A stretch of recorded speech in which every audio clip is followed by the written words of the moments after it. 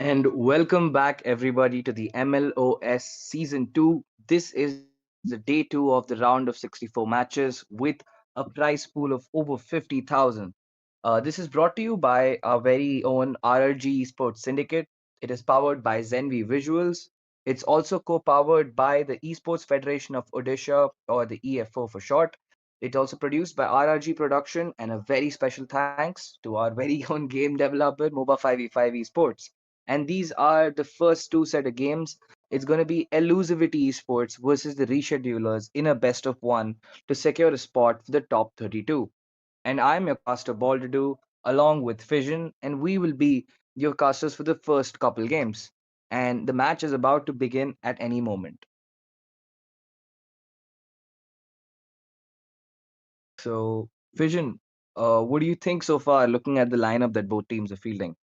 Both these teams, by the way, we see crisis on the side of Elusivity Esports. He's been one of the top players in the Indian esports scene, and the side of Reschedulers. It's a side that I'm kind of familiar with since I've seen them or streamed their game on in the round of 256 or 182.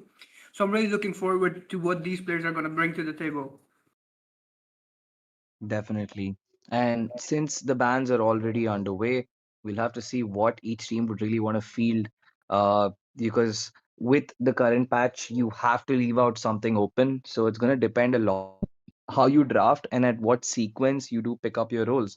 So trying to rush for a YSS early or a Joy could also spell doom. But at the same time, if you leave it open, is also an issue. So Elusivity with the first pick will be taking out the Gutut Kutch for now.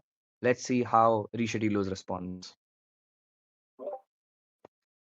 I'm really excited to see these bans coming in from both the sides here because, like you said, this meta, there's a lot of heroes in this meta that need to be banned out. A lot of heroes, especially the roamers that are buffed in this meta. So I'm hoping for a Grok ban or maybe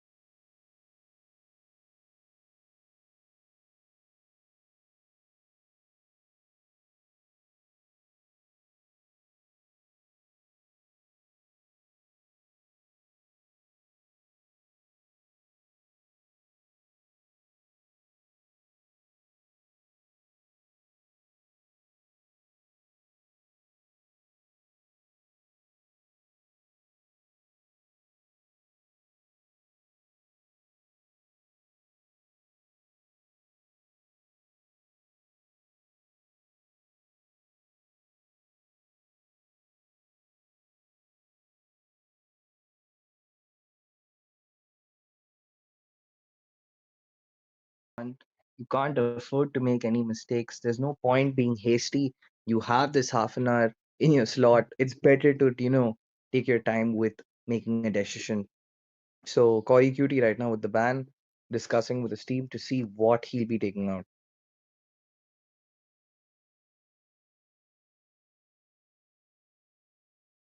and we see Corey Cutie banning the R lot here. We also do see the Angela ban, by the way. Oh, they have and the side of reschedulers has managed to ban the CC. CC right now, a really flex pick, really strong in the EXP lane, really strong in the gold lane as well. We've seen A lot of pro players use him, and they've been using him to her full extent. Like the other day, one of the games in MLOS Season 2, the person from a team ended up using CC goal lane, and he managed to dominate the whole game. 6-0 to 12, was MVP as well. Outshone his enemy on the MM lane. So I was kind of expecting this, man. Were you? Definitely, like I did mention, the CC, the second the R Lord got taken out, because he's the only one who can still do somewhat of a decent job by sustaining in the lane on the minions. He also has the final slash to really ruin the zoning potential that CC does have, because he can bait her out a little too deep with his skill.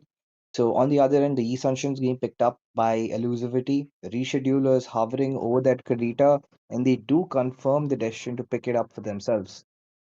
So I think they might pair the Kadita with something like a pickoff, maybe a Franco, maybe since the Kalia is also taken out along with the Gatotkash. Uh, a Hylos can also work, but it's not as optimal. Maybe a Jawhead. There are quite a few options in the room still. So they could still like pick up the Kadita with a Tigreal either. But right now, rather than hovering over the roam, they have opted to pick up the Lapu, because since the CC and Orlord both have been taken out, he is the next best pick. But the Grok being picked up by Mardera, I mean, that's two massive picks being picked up by the side of Elusivity. They've got the Esunshin and the Grok. How will Richardilos deal with it?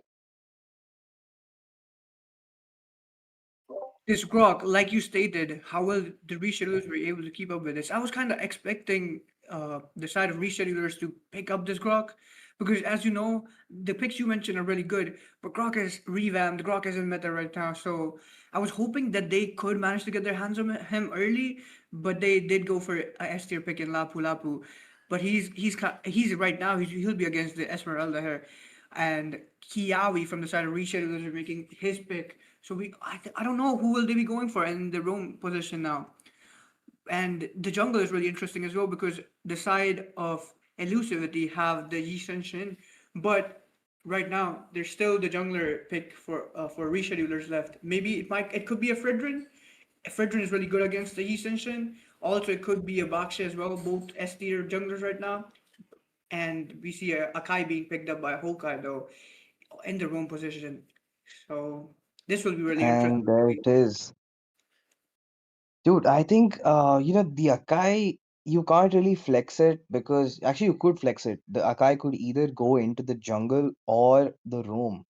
So, but like pairing the Akai with the Kadita is a little risky, because the second you start using your heavy spin, your Kadita is gonna absolutely hate every second of it, because she will not be able to land her rough waves properly. But the flex pick potential is still very much there. And yep, there is the Eve ban. On the other end, Elusivity takes out the Hayabusa, because they know how easy it is with the lack of CC so far on their side of the picks, that the Hayabusa with a squad shadow can really dive in and be an absolute menace for the Yi Sunshin.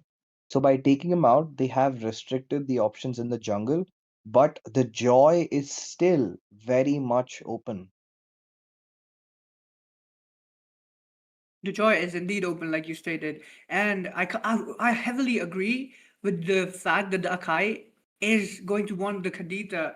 The Kadita will wish the Akai would stop spinning at a certain point because he will be pushing the with his heavy spin he will be pushing the enemies back, but the Kadita wants them to stay put so he can get his airborne skill up and get a kill on them.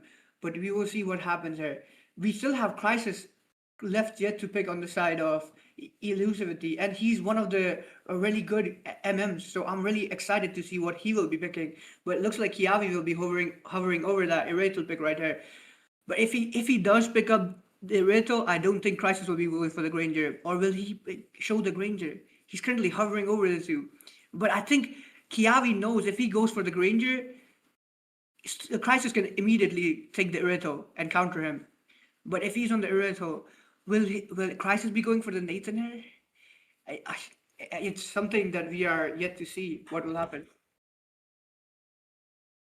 And Shenzhou, so far, I think the teams are picking up pretty decent lineups.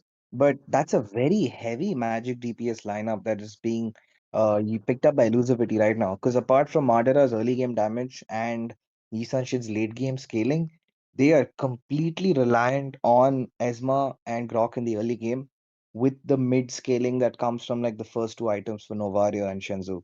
So this is if this comp can reach the 11-minute mark stably without a massive goal lead or a goal difference, this game is theirs. But they have to be very careful because they lack a lot of crowd control. There is almost zero crowd control apart from Sunshin's boat crashing down, maybe Grok's skills and one alt coming in from Esmeralda. So there is no CC, and looking at the CC immune comp that the opponent is running, because Reschedulers has Erithiel with the sprint who's hard to catch. They have the Alucard, who in general is a menace to, prevent chasing you down. There's the Akai who's going to jump around. He's going to have the heavy spin. There's the Lapu. So they realized that there's no point picking CC. So they just went all in on burst and scaling. While the opponents are just going like they can't stop us even if they do pick CC. So a great draft coming up from both sides. But Fission, what are your thoughts? Which team can take home that win and the slot for the next round? It's really neck and neck here from what I feel like. These comps coming from both the sides. The A lot of offense, by the way, on the side of Elusivity. They have the Grok, they have the Harad, they have the Jisun Shin and the Esmeralda. But on this side as well, there's a lot of sustain coming in from Akai, Alucard, and Lapu Lapu. But this comp is a bit too heavily reliant on the Alucard and Retail, in my opinion. But we'll see what happens, I think. Definitely. And look at that, the Novario skin glistening over Five there. seconds till And the with that, enemy we have reaches the entered the land of battlefield. dawn, folks. The Smash day them! two of MLOS Season 2 All Top troops 64 deployed. has finally begun. Both the teams heading over to their respective jungles, securing and fighting for space on that map. And let's see who will take home the slot for game one.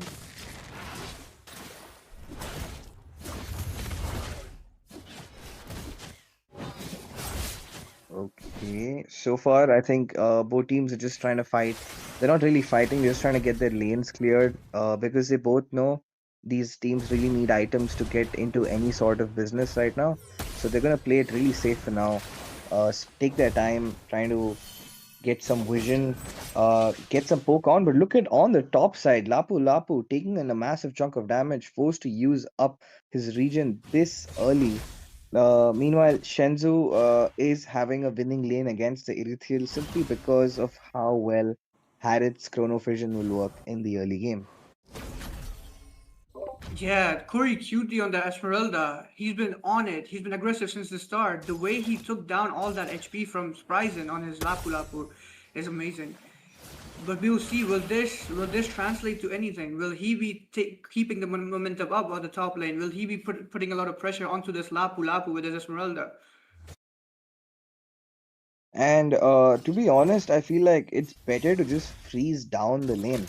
Like Shenzhou does not need to be clearing that lane. He could just freeze that lane and buy a lot more value for his team. Because simply by freezing the lane, oh, look at the top side, a little more than he could chew. Luckily, Alucard tried his best, but Cory Cutie will escape with a sliver of HP. The shield of Esmeralda, keeping it alive for another day. Meanwhile, there's an engage coming in by Madra. The first blood being picked up by Jeffrey onto the Alucard. And Zeshuan will fall down as this first turtle is going uncontested in favor of Elusivity. Blue team has slain the turtle. Looks like Jeffrey will be securing this turtle for the side of Elusivity Esports here. What a lord fight! What a lord dance! The way they took out Schwan early game, this will be costing reschedulers a fair few bit of gold there, because the jungler is already on one death, and he will be in a load of trouble. The way the Grok and Corey Cutie are here, they have managed to use their skills on them, and they end up taking down Shuan down once again. Grok ends up taking down Shuan. Corey Cutie getting the kill onto Hawkeye as well, and looks like Corey Cutie will end up getting caught by Phantom here. Phantom ends up taking down Corey QT and makes him pay for this aggressiveness of his. Definitely, and that is a favorable trade still in favor of Elusivity because they got two and only have lost one of their EXP laners. So I think that's a perfectly reasonable trade because you have managed to put Zhejuan back to the respawn right after he took his red buff. So you're essentially delaying a lot of his time, and you can already see delaying time of your jungler, especially when it's an Alucard against the fastest farming jungler in the game, Yi Sunshine. You can see the YSS has hit level 7 while Zhujuan is only at level 5 right now. And he just hit level 5, by the way. It's not like he was level 5, he Mm. was level 4, and he just managed to hit level 5. But this Yi Sun Shin will be prioritizing farm because he already has a 2 level gap, and he will make sure he uses it to hit the full extent. He will be making sure to capitalize on this. But here we see a Lapu Lapu trying to escape against Corey Cutie in the top lane. What will happen? Schwan would kind of want. He is right now. He's in a really tough spot. He will want this to be over with because at this point it's literally a nightmare for him. The way the game has started out, they've been picking him off early in. But we will find out if he'll be able to come back from this and if he'll be able to pull out a masterclass. But looks like Hawkeye is in a lot of trouble. Ends up getting caught by Madara, Oh, and Jeffrey, but he escaped. oh, Shenzu on the bot side nearly gets a kill onto the Erythrial. Kiami has to fight off for his life. But look at that, Corey Cutie trying to steal away the red buff.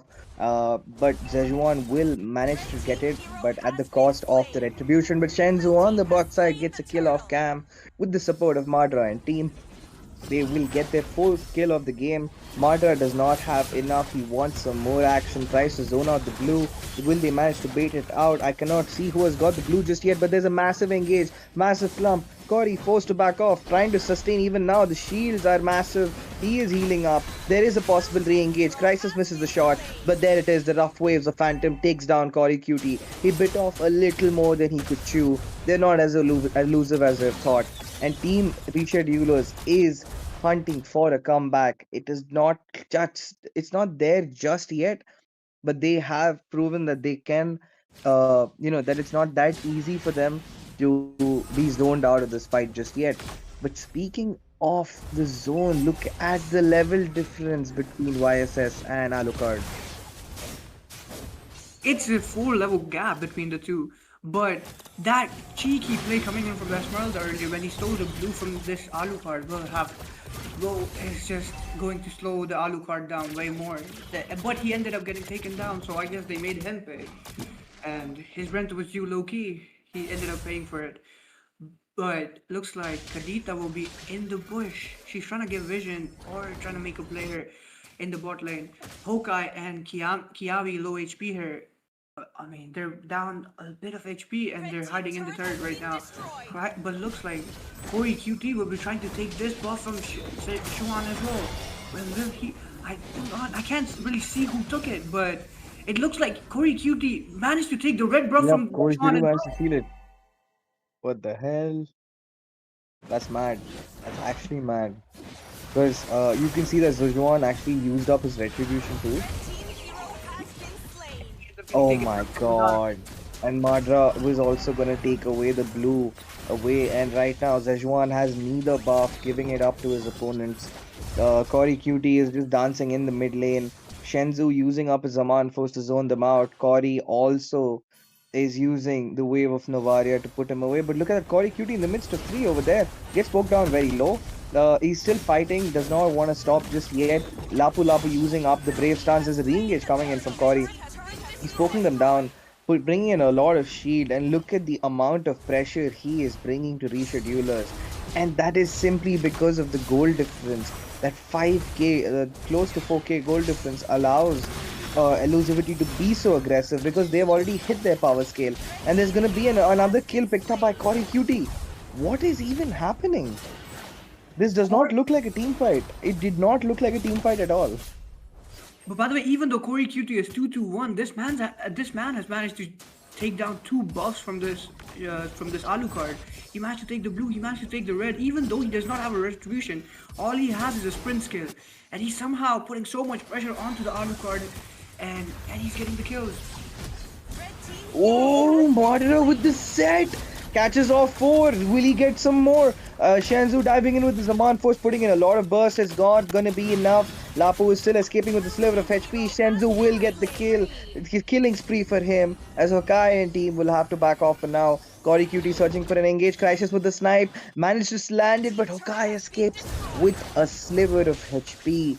And this is why, folks, you do not give up the Grok to a tank main, because he will find that set. He will harass your jungler, and we can see the impact that he's brought into this game beyond the KDA. The way he has been utilizing those walls, the Grok, you're really right. It is beyond the KDA. The way he has been making those plays, the walls coming in from the Grok as well, has been really crucial for this side of Elusivity Esports here. And right now we'll be seeing Shenzu and Cory Cutie try to clear the bot lane so they can push with these minions and provide a lot of pressure towards the bottom inhibitor turret. It looks like Hawkeye will end up catching Shenzu with a heavy spin. And look, but there is something that Elusivity Esports wants to take shoot into Hawkeye, and Shenzu takes up taking down Hawkeye. Oh no, Cory is trying to get some pressure, but so far they have managed to hold on to their nib. But Cory with the re-engage is gonna get Kiami very low. He's gonna try to get that next stun, but there's nowhere yet for him to back off. He's going to tank that shield. Meanwhile, Shenzu poking down the bot side inhibitor. They should be able to successfully siege this down. Yes, they do. The Zaman force is back up. Kiami forced to back off. Used his ult defensively. Meanwhile, on off camera, the Lord is going to be taken up. So then the next 5 seconds, another Lord is going to be marching down the bot side, making it just a little harder for reschedulers to hold this base down. And right now they're getting zoned away completely all the way to their ages. No way for them to really move around. The heavy spin is not off cooldown just yet. Hoka is holding on to it, not using it just yet. Uses up the petrify. A Red team's lot of turret has resources been burned. destroyed. And this lord is not even here, Vision. The Lord will be marching down the bottom lane as we see, and wait, but Jeffrey ends up taking down the Riddle here, and it will be a whole lot of trouble because who will be able to defend this Lord? The Lord is marching in really easily. Hawkeye trying to escape. Grok ends up catching the Kadita. Jason taking the Kadita down, and Spryzen is really low HP, but he somehow managed to survive. Xuan managed to take down the Jason Chin, but it will not be enough because the side of Elusivity Esports has managed to win this game against the side of Reschedulers here. What a game! What a game! What do you think about this game so far, as it unfolded? Oh, definitely. This was a curb stomp coming in from the side of Elusivity. While the draft wise, it was a good fight, a great, a show by reschedulers. They should have scheduled the draft for, a ban on Martira's Grok, because this definitely was the MVP. He's had his presence in every single kill of the game, except for that one kill off cam on top. But look at that, you do not need to have that damage, because he's barely had as much damage as the YSS. But since he gave YSS that much free space, YSS just counter jungle the whole time, completely denying Alucard. So that 4v4 became like a 4v3 at the end of it, because your Alucard is shut down. And you have your Mardera on the side who is constantly preventing anyone from supporting or rotating. So I think this speaks volumes about how important a draft is. Because we saw Phantom had a really great game on that Kadita. But when you do not have gold, when you do not have vision, you will end up losing that fight. And that game has lasted exactly 11 minutes.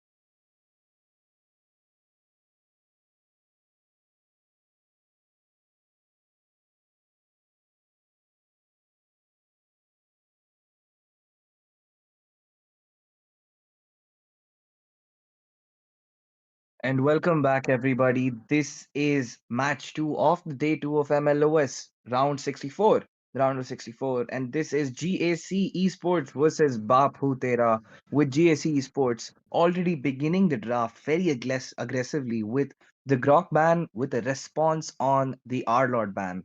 And once again, I'm your caster, Baldudu, along with the very talented Fission. Thank you for the introduction, Baldudu. And we're seeing a Grok band, like you said, they're really aggressive. They want to get rid of this meta roamer right here. We've all seen what the Grok can do in the previous game as well. The walls coming in from the last one as well. And our Lord ban on the side of Baap Hu Tera. So we'll see, and the Angela ban on the side of GAC Esports here. Both meta roamers banned out right now. Both are buffed. Let's see what happens. Kriko is going for his ban right now.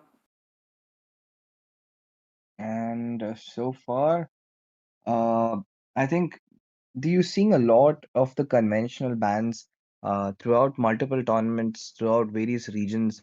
We're seeing the impact that the Grok and the Angela have simply because of their skill set. It allows for so much more maneuverability. It allows for various pathways to actually join the fight. They fit into literally every single kind of composition possible, be it a pick off, be it a re-engage, be it a sustain comp or an Ube strat.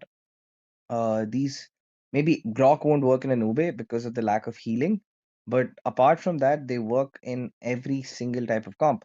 So it makes perfect sense as to why these are on the ban list.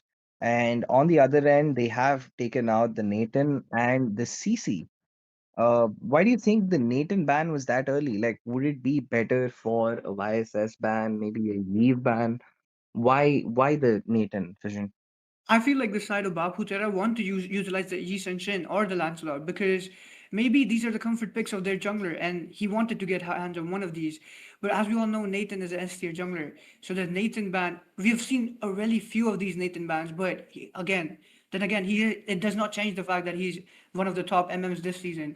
So he'll be getting banned out. Also, we do see the CC ban as well because CC, we've already said that before, and I think I'm repeating myself, but CC in the EXP lane, CC in the gold lane, way too strong and really hard to deal with. But we'll be seeing Mark pick out the Kalea right now, and Suki on the Irito, and Excel picks up the Zushin as well. Really a really strong MM pick, by the way, coming in from Suki here.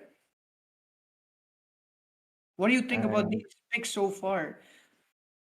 it's not what you usually would see, and uh I'm quite surprised as to why the YSS was not picked up. But again, 100% a really good draft coming out from both sides. I mean, you're opening up very strong. I'm a little confused as to why the Irithyll was picked up this early. But Irithyll can still work pretty well. Like, as long as the opponent is not too tanky, Irithyll will still do a great job in the late game. Mhm. So Kalia is being picked up with Alice, so you have a lot of mobility coming on their side. You have Mark and Iniest who have a lot of options for pick off and re-engages. Meanwhile, GAC has also locked in the Granger, but this Zusian is going to be a great counter to the Kalia and Alice that is being picked up. But what do you think they're going to pair the Zusian with? Because the Gatot is still open. Will they go for the Gatot Kutch or will they go in for maybe Matilda or something like that? I could see a Gatot Kutch being picked up here to provide that sustain. We all know the Gatot Kutch really a really good pick, but I kind of do not understand why GAC just picked out the Granger. We all know Eratel is a natural counter to Granger, so be a Granger picked up even though Suki did take the Eratel is That something unconventional for me. Now I'm thinking like is he is does he believe in his Granger that much? Is he like very good with his Granger that he thinks he will be able to counter this Oracle? But we currently have to find out because Bapu Tera has indeed ended up banning Kimmy here, and a high-loss ban coming from the side of GSC Esports here. So this is a really and interesting definitely, play. yeah, man. I mean, and it's not like both these teams are not stacked with good players. I mean, Kriko is a great jungler. You have SVS who has been consistently one of the best Yin and Amon players. Suki and Xcal also great mage players. They've been competitively playing for quite a while, and I think Suki has hit global leaderboards on nearly every marksman there is. So, uh, giving maybe it's a comfort pick at the end of the day, because I think Gak just loves having that comfort that the Granger gives to them. At the same time, when you have the Death Sonata on your side, you can dish out a lot of damage from range because you do not have to get into the range of Erithil, you do not have to get into the range of Zuzan, you don't have to be near the Uranus, and he is dishing out damage. So maybe they're relying on Kalia and Alice to actually bring down the firepower, and then they have maybe the Granger to finish them off. But the bans on the second phase are exactly what I expected them to be. They're banning out roamers, GAC taking out roamers, and mages are being banned out by the side of Baap Hu Tera. Also, I completely forgot to mention, but Amayist on that Alice. Amayist has been performing really well in these past few matches in the round of 128, round of 256. He's been picking that Alice a lot, and he has been really crucial for his side, the way he's been playing that Alice. So I'm really excited to see what he brings to the table against this side of Baap Hu Tera today. But Kriko is going to pick up the Khalid. Khalid and Hilda, these kind of picks are really, really some picks who kind of annoy the enemy jungler a lot. But we are yet to see the Yi Shen. The Yi Shen has not been picked up by either of the junglers, either of the sides here. But I think whoever picks up the Yi Shen does in fact know that the enemy will be going for the Fredrin or the Box here. So maybe we get to see a Protect Mr. President coming from the side of Baap Hu Tera or whoever ends up picking the Fredrin. Because they will need the damage coming in from the MM a lot.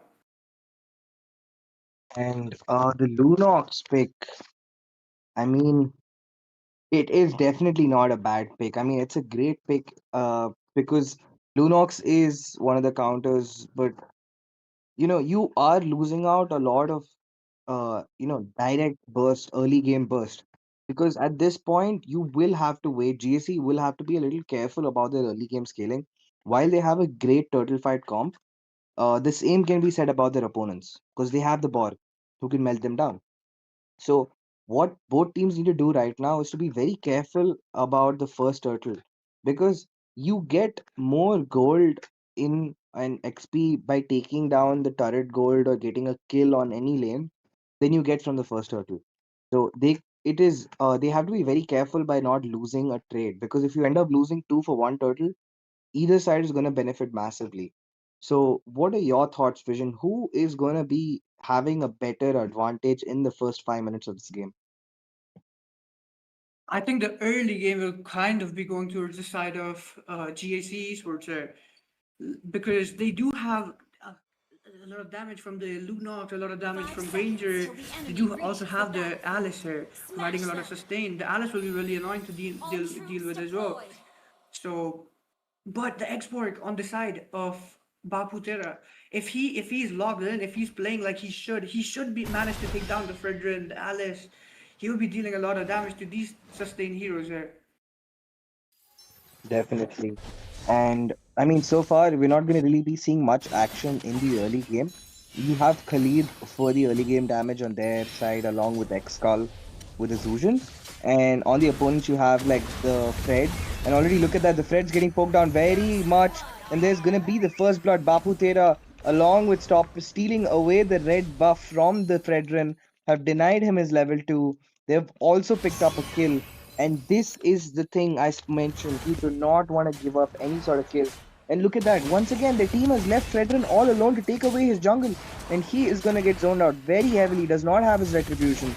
Going to get poked down. Finally managed to get the blue buff. And they have just guaranteed themselves their first turtle. Simply because of that first invade. We all know whenever we see a Hilda or a Khalid in the enemy draft as a roamer, that means there's a lot of trouble coming in and a lot of early game invasions coming from the enemy side or the side of Khalid, which we saw it being perfectly executed by this side of Baap Hu Tera, the way the Uranus and the Khalid invaded the Fredrin and managed to take away the red buff from his side. But it looks like Amayas will be in a lot of trouble as well. He's currently getting ganked and he gets taken down by the Uranus there. What is going on? They have managed to secure 2 kills early game onto the side of GAC Esports here.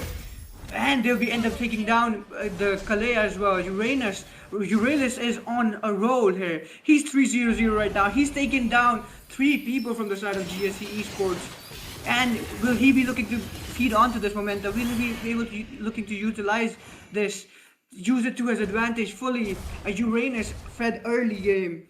That is something that you don't always see. Definitely, and at this point, even Lunox will not be able to do anything until he gets a damage up. Kalia trying to poke them out. There is a fight. Maybe Uranus bit off a little more than he can chew, but the damage is just not there. Finally, Uranus picks up a mega kill for himself, still sustaining in this fight. They're gonna turn this around. SVS with the last insanity gets off another kill. Xcall will pick off Amais once again, and the scoreboard is 0-5 in the favor of Baap Hu Tera. And finally, we entered into a pause because it looked like at one point of that game, the Kalia was lagging because Uranus, she just stood there while Uranus was dishing out damage. Hopefully they can get this sorted out ASAP, because the way this has been going on for the side of GAC Esports, it looks like a complete nightmare. They've managed to give 5 kills towards the side of Baap Hu Tera here, and it's not even been 3 minutes. The jungler has lost a buff as well, and he's been constantly getting invaded by the side of Baap Hu Tera. Like before the pause, we could see the Xborg, the Uranus, the Zushin all invading the Fredrin. The Fredrin is in a lot of trouble, but hopefully they can sort out this issue that they have right now. Hopefully they manage to make a comeback. Will we see a comeback happening here, or do you think it will be a complete sweep for the side of Baap Hu Tera? I think, considering these issues with the net they've had so far and giving them that early feed, because that's exactly the last thing you want a sustained comp to do. Because their only comeback to, melting down the Uranus is the Lunox. And she's the only one who she has no gold on her side. So the only thing they can do right now with the match resuming is just be patient and hold lanes, because there is no engaged potential from Baap Hu Tera apart from Kriko on that Khalid. He's going to be very aggressive, but at the same time, he will not dive in too deep without SVS, because you have the Fred stunt, you have the Alice on the stuns, you have Kalia.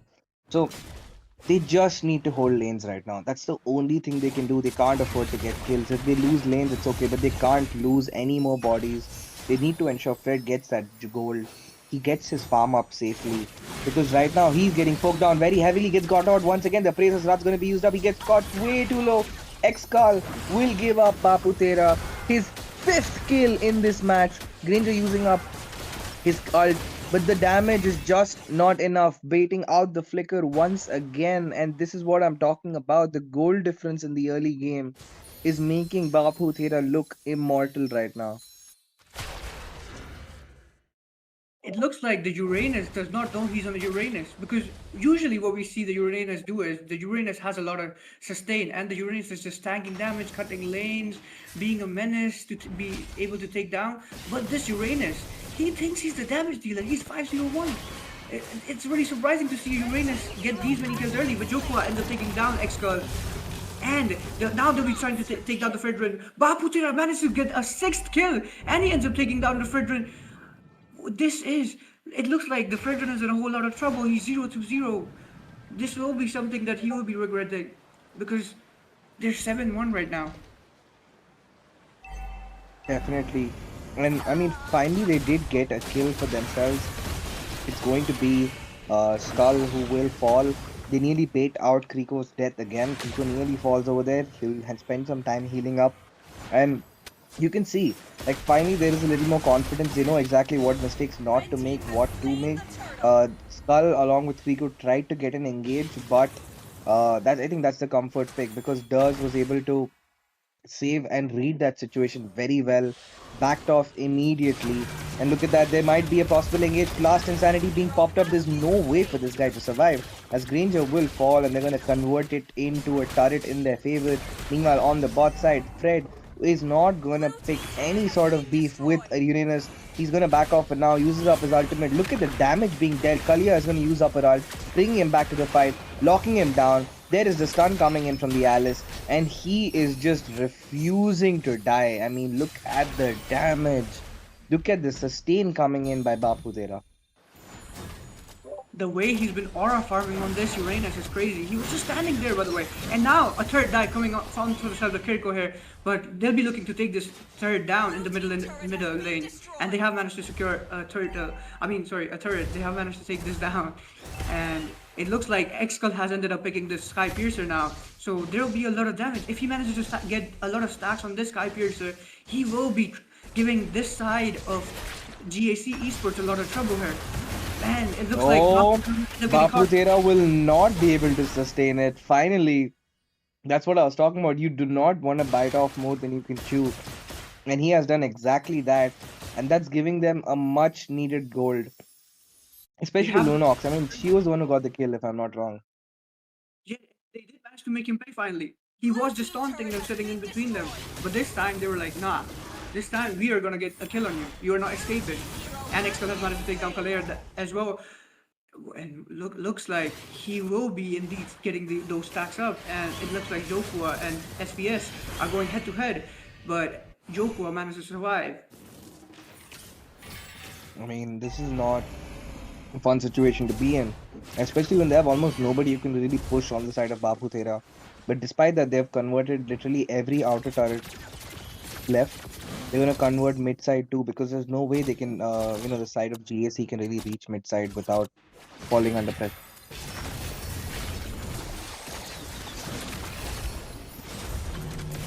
Looks like a huge team fight here, and looks like SVF is trying to take down Amaya. Xcul indeed ends up getting taking down Amaya down, and right now they have also managed to lose out Jokua. Looks like Duz and Kirko are having a face-off here.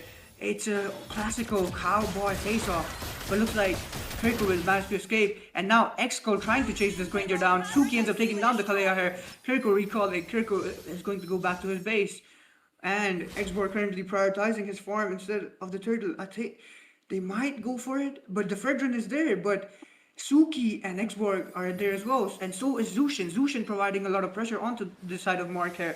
And Kirko will try to zone him away from the turtle. But looks like they won't be going for the turtle. I think they're just going to wait for the Lord to push with the Lord here and provide more pressure. Looks like Baap Hu Tera is kind of distracting 4-man from the side of GAC Esports. And will they end up taking him down yet again? They are trying to make him pay, but a lot of sustain from him, and he finally manages to get taken down by Duz. Exactly, Granger finally gets his Sky Piercer stacks up for himself. It's his first kill in the game, and he's finally online. Despite the goal lead, better late than never, and that's exactly what GAC is doing right now. They're getting their items, they're getting a lot more tankier, they're able to deal with damage a little better. Lunox is also being a little more confident in her rotations. But Kalia has to be aware because the second the Kalia falls, all the pressure switches onto the Fred, and he instantly will be shredded in that fight. Like look how much poke the Fred is getting before he even touches that Lord. He's not even close to the Lord and he's lost close to a quarter of his HP. So I think what GAC needs to do is stop trying to engage first and just wait for a pick-off. Wait for mistakes to be committed because every time they go for an engage, like we saw just now, they got absolutely destroyed by the thing. But look at that massive set coming in by Alice! Lunox and Alice with the beautiful Ruby DD play right now. SVS will get popped, the immortality gets used up. But in the end, that beautiful set translates to none as Khalid with the Raging Sandstorm, with the Flicker Raging Sandstorm catches off 3. And with that, 2 people down, still a favorable trade for SVS and team. As the Lord marching down the bot side, Lord is marching down the top side, as they've already exposed the Lord Shield, the Divine Shield on the bot side. And this is not looking good. They have lost Jokua, and with that, it's just been just a little harder for them to sustain. Mark gets really low. Vision, what do you think is going to happen in this Lord dance? This Lord dance will how this game is going to go, because it looks like they're trying to take down this bottom inhibitor turret as well, but they're also pushing, like the 2-man of the side of Baap Hu Tera are trying to push for this Lord, but the side of GSP Esports has a lot to say here. They're trying to fight against them. They're trying to put a lot of pressure so they can easily, the rest of the members can take down the Lord, and they've managed to defend against this Lord here. It looks like a successful Lord defense. They did not lose any inhibitor turret right now.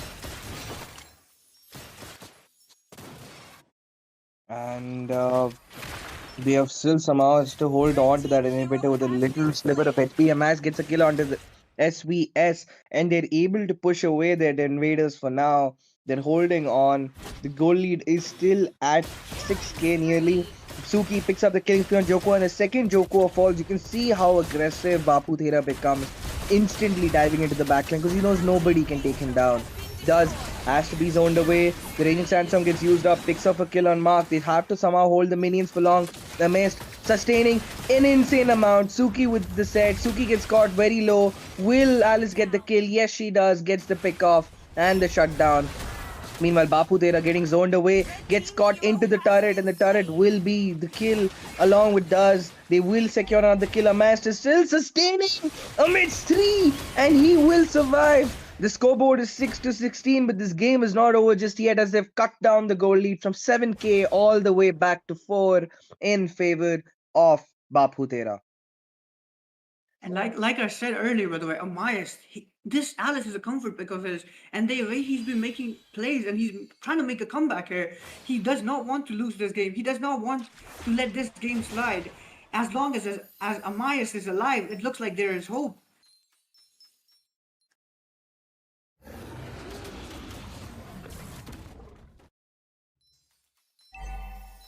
Um, the Lord is finally up.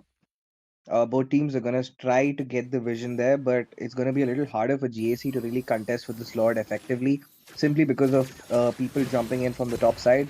There is the dance. Amesh trying to sustain. Fred gets caught out low. Kalia with the set. Who's gonna get the Lord? The last insanity gets popped. Kalia taken down on the bot side. Nico gets taken out by Duz. The Granger putting on a show with the last Death Sonata. But it is Jokwa who's going to be taken down by his counter, the Uranus. It is a very interesting sight to see, and it's a 2-for-2 trade. But the winner is definitely going to be Baap Hu Tera simply because of the pressure they have on the map, their lower cooldowns on their skills. It's going to be a free Lord for SVS as he's already started off with the help of Suki. And that Lord's going to be taken down in the next few moments. There's a taunt onto Baap Hu Tera, but the fight is just buying time as the Lord gets taken down and Baap Hu Tera is coming in for the siege. Vision, what do you think? The way the Zushin and Uranus have been zoning them out, it looks like there's no 2v4. It's a 4v4. But Duz ends up taking down the Uranus right here. Duz with an amazing play. He said, I can't stand this Uranus no more. I'll be taking him down. And he is 4-1-2 right now. He's activated. He has the stacks on his Sky Piercer. Well, Duz sealed the deal for his team. He has 40 Sky Piercer stacks right now. And he is a man on a mission. And right now, he's the only one who can give in all that damage that they need because Joko is getting caught off way too often to be useful right now to the team. It's only Duz who can guarantee that finishing hit with the Sky Piercer because Lunox is nowhere close to picking it up for herself right now.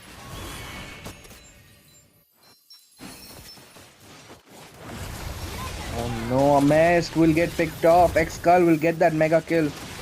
And with that, the Lord marching down the top side. They have very little damage to sustain. How will they be able to sustain this fight along with the Lord? Lord is getting chunked down very low. Fred doing a great job. Oh no, Kalia bit off a little more than she can chew, but she has a great set coming in. Will they get the kill on Kriko? Yes, they do. Jokwa is the one who secures it. Can she make it too? Not just yet. Fred going back to heal. Will the taunts be up? There is the light form being used up. The order on chaos is not going to be there. This fight is still going on. Both teams are fighting. They're skirmishing left and right. But since GAC has the benefit of healing up at their ages, they're able to hold on for now. They're able to sustain this fight. Amest going in and backing deep into the backline. Was going to bite off a little more than he can chew. He's going to get picked off. And there's nobody to stop him. Zushin picks up an unstoppable for herself. And there is a match. He's gonna be taken off. SVS with the re-engage, and looks like this might be all but over. The Appraiser's Wrath catches 3. The damage is not enough. It's only Duz holding on, and they're gonna be chipping this base away. He's getting zoned out in this fight. He cannot hold on anymore. And with this, the game goes in favor of Team Baap Hu Tera. Victory! What a game that we just saw right here. A lot of pressure coming in from the side of Baap Hu Tera since the early game. 7-5-12 Uranus MVP, and rightly so. He had been the man on a mission here. He was doing a lot to win this game for the side of Baap Hu Tera. But what a game. What do you think about this game? I mean, definitely a very smooth game. That early game invade on Fredrin is what decided the fate of the tempo for the rest of the match. And that same tempo continued until the very end. And a great performance coming in from both sides. Big shout out to Duz and Amast for trying their level best. But the better team was Baap Hu Tera, and they secured the slot for the round of 32. And with that, folks, we'll be heading into a short break. This has been Boldu and our very talented Fission. You'll be having a next set of casters for the next amazing few games coming up. Stay tuned, like, share, and subscribe to the channel. Thank you.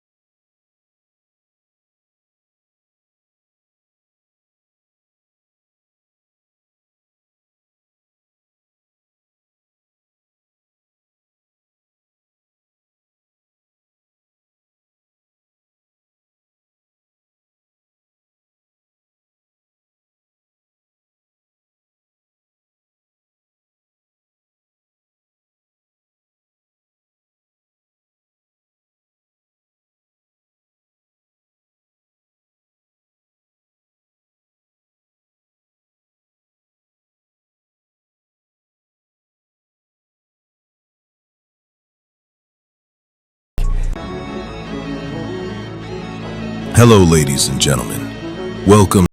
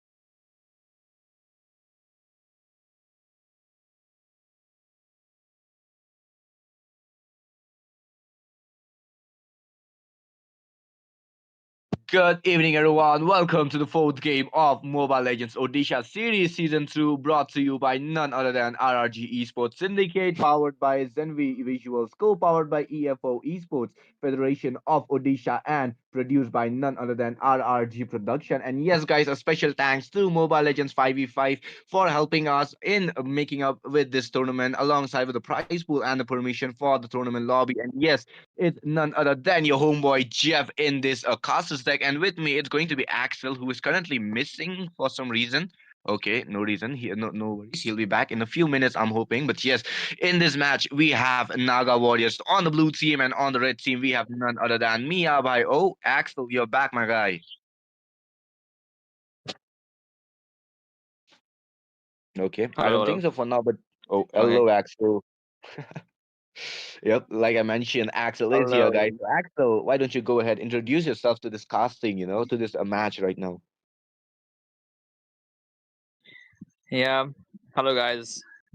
I'm Exa here to cast with Zev here, and here we go. We have a Naga, I think Warriors versus Miya Bhai here, and I guess the ban is going on with the EXP and the Tanky here, and the other side we can see the Alucard ban. So I can see that both has done a good preparation, I guess. Yep. Mhm. Yep, definitely. Both the teams have done their preparation. Both the teams have done their homework with none other than Naga Warrior coming in, banning off the Yuzong as well as the Karmi and the Ghoul combo, which is a really, really annoying combo. I'd be seeing a Karmi with the Curse of Blood alongside with the Dragon on his passive Mayo Maya. The combo is really tough, but yeah, Mia Warriors knowing that they are at a disadvantage on towards that second pick coming in, banning off none other than the Lancelot, a really S tier jungler alongside the Alucard. I mean, after the recent live vein, which has been reduced from the anti-heal items, he is a really, really big of a nuisance. What do we call it? Indirect buff towards Alucard, which I'd be saying. But and Miyabai, they have caught up to that. They have banned it off. But Axel, why don't you go ahead, just predict the next ban or the next pick, which is going to be coming up? I would love to predict that, but the thing is that I would see that there is a list of meta here.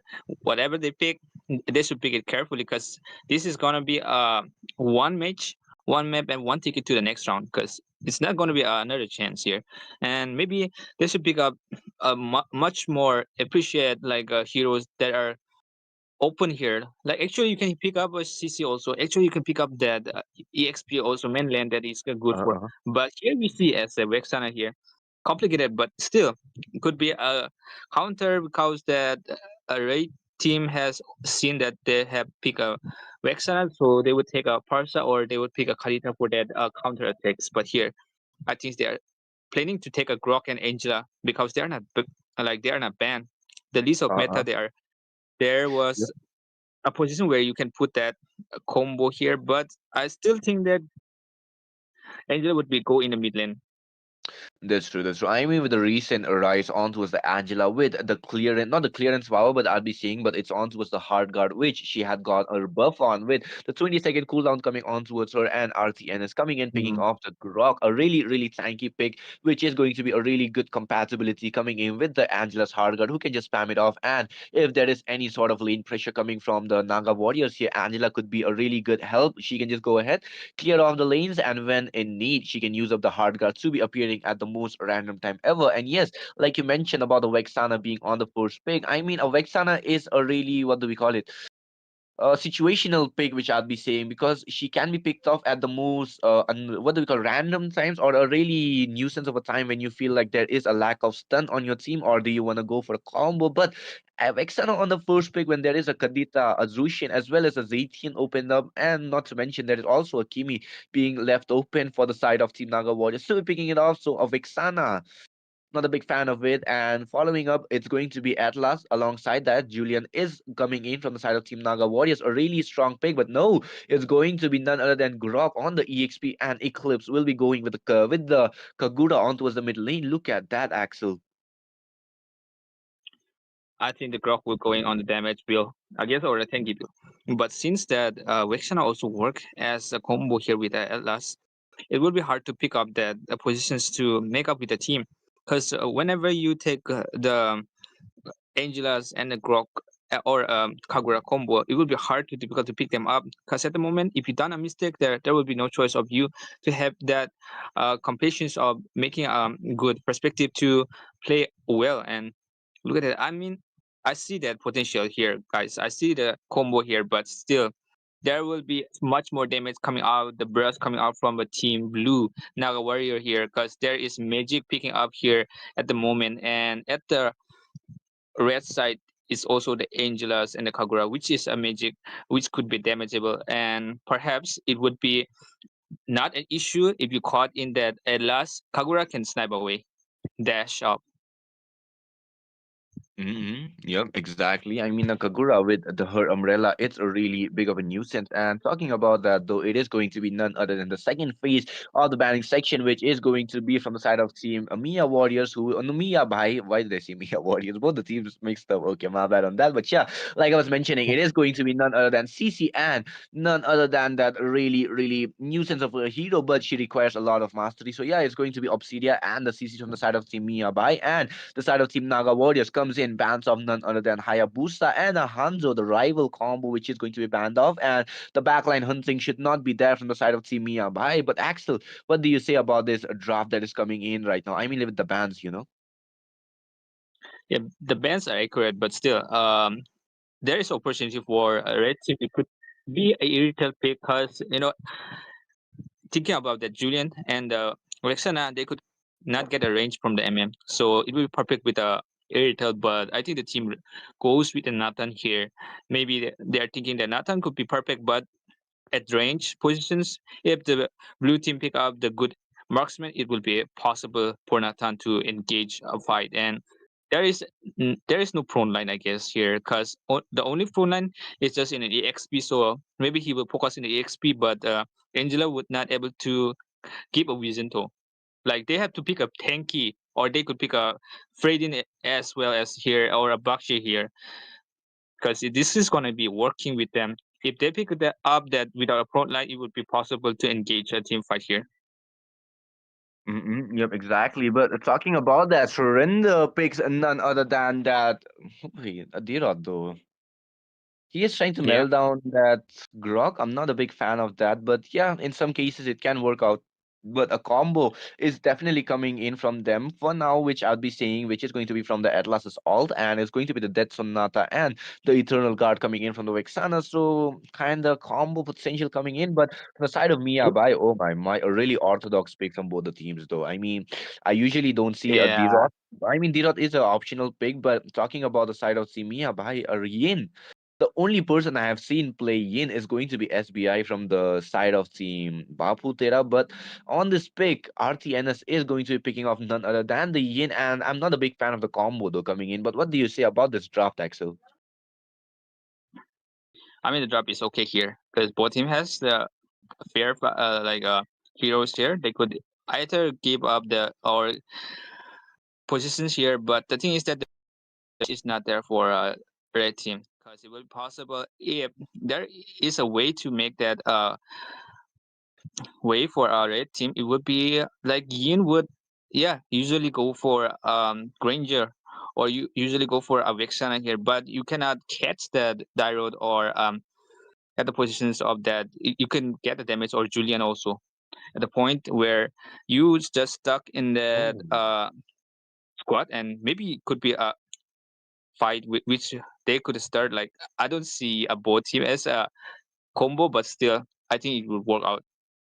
Yep, exactly. And with this, guys, we will be in the land of Zon. You guys are watching the Mobile Legends Odisha Series Season 2 brought to you by RRG Esports Syndicate. And yes, with this, as we are coming in towards the land of Zon, I can see none other than Grok, which will be going on towards that lethal ignition. So I'm expecting a damage Grok coming in alongside a Dirot on the damage as well. So damage EXP laners, there is going to be a healer coming in from the side of the Miya Bhai. No healers from the side of the Naga Warriors, but they have a Atlas who has a huge AoE coming in, and Eclipse though.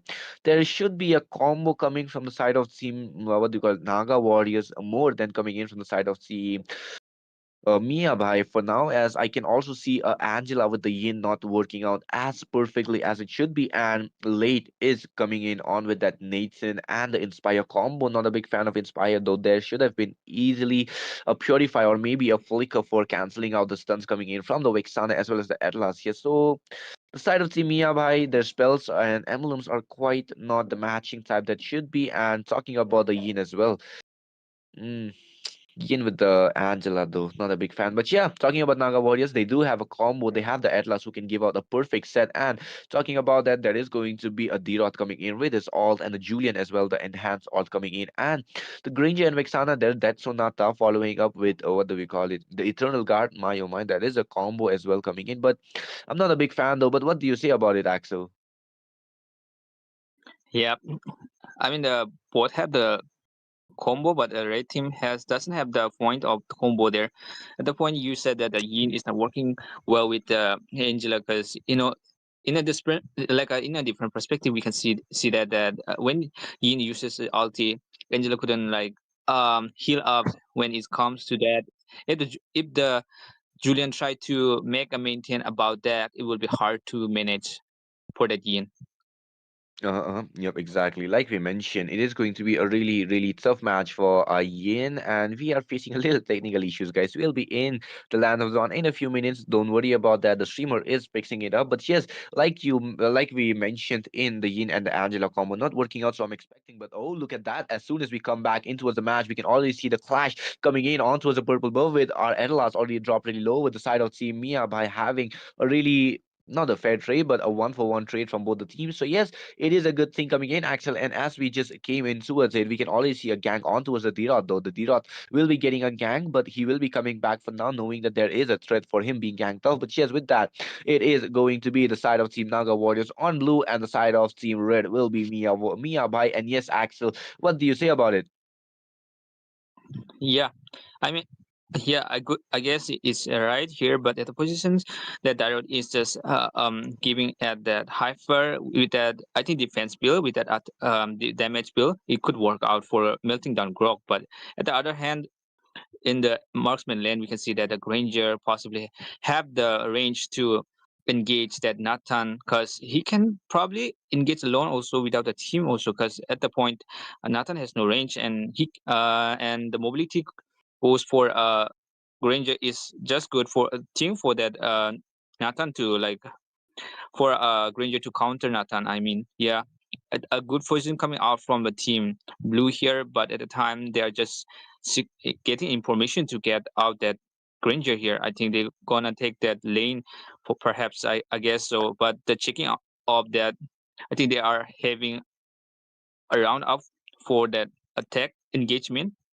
Oh, yep, it Oh, definitely comes in. Atlas with the all over is going to be it's my turn coming in from the yin, catching none other than the Julian inside. So it's going to be a Sukuna and none other than my Fushiguro was taken down. A really ruthless kidnap from our yin. And before that, we can see Atlas coming in, does not have the Aldo, not a good sign. Comes in, Kagura catches none other than our Granger, but it's going to be Nathan coming in with the entropy onto the backside, catching none other than Nerf Yuzuki. And with that, the Eternal Guard pops up, catching two people, but it's going to be the death for Atlas. Double kill following on none other than late. And with this, Miya Bhai is on towards the lead coming in the rod, though he does not want to let any terms of gold going behind. And it's not going to be the fair trade for the side of team, what do we call it? Naga Warriors, since Miya Bhai, they went a really, really ruthless team fight. And with that, the turtle will be falling on the hands of Team Miya Bhai without any casualties for now, as they won the trade, they won the battle, and Grok is standing there like a menace to the society. He does not care about anything. The Rod will not even try to provide the vision, but before that, another engage might be coming in from a Yin on towards the Rod, though, as he goes in,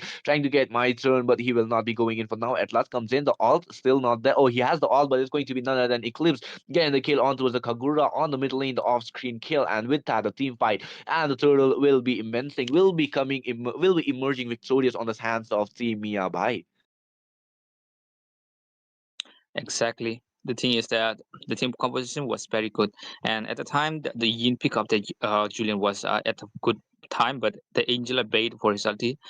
I guess it's good, but still, the Angela need to save his Uh-uh. ulti when it's got Oh, an emergency with that. I think he just crossing a line here, extend more oh, at off. The scene is just having a trouble there. It's gonna be off. yep.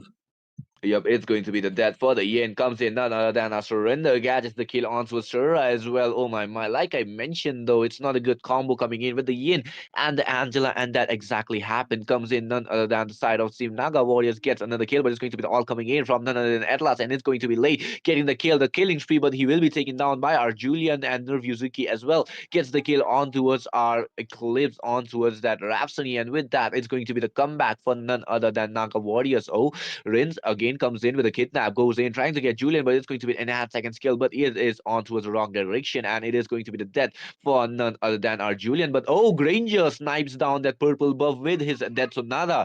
GG's on the Granger, though, already getting a head start and the snowball on his team side.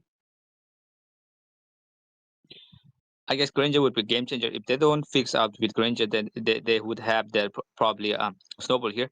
But and at the time, I think Grok will have not get the adjustment here because it's gonna be a Daryl who will earn more than a Grok because Grok is just tanky for that team to initiate. But without that roamer, without that vision, they couldn't even engage up.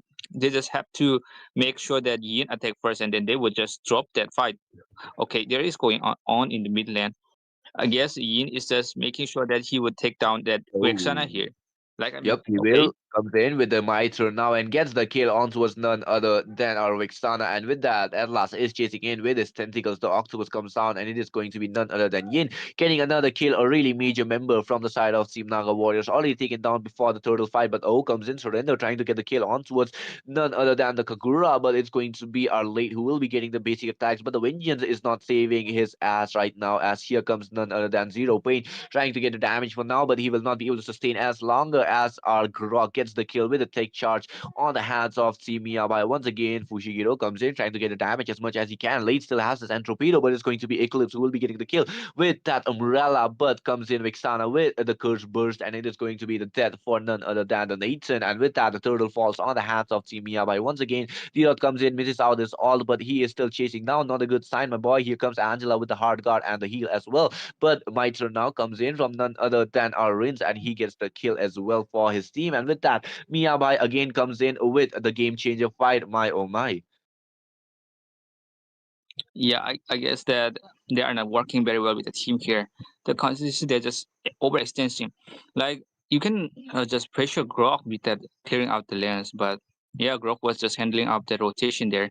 At the point that the road goes overextended, at the point he should have the team like prepare for another wave to clear out, and it could be better if he get items. We could like it could give more items and more defense for them to initiate a fight because they need a defense for that Yin. They need more probably a goal for make an item here. If they make an item here, it would be hard that Ooh, okay, now Vixana. it's just going on for yeah, exactly.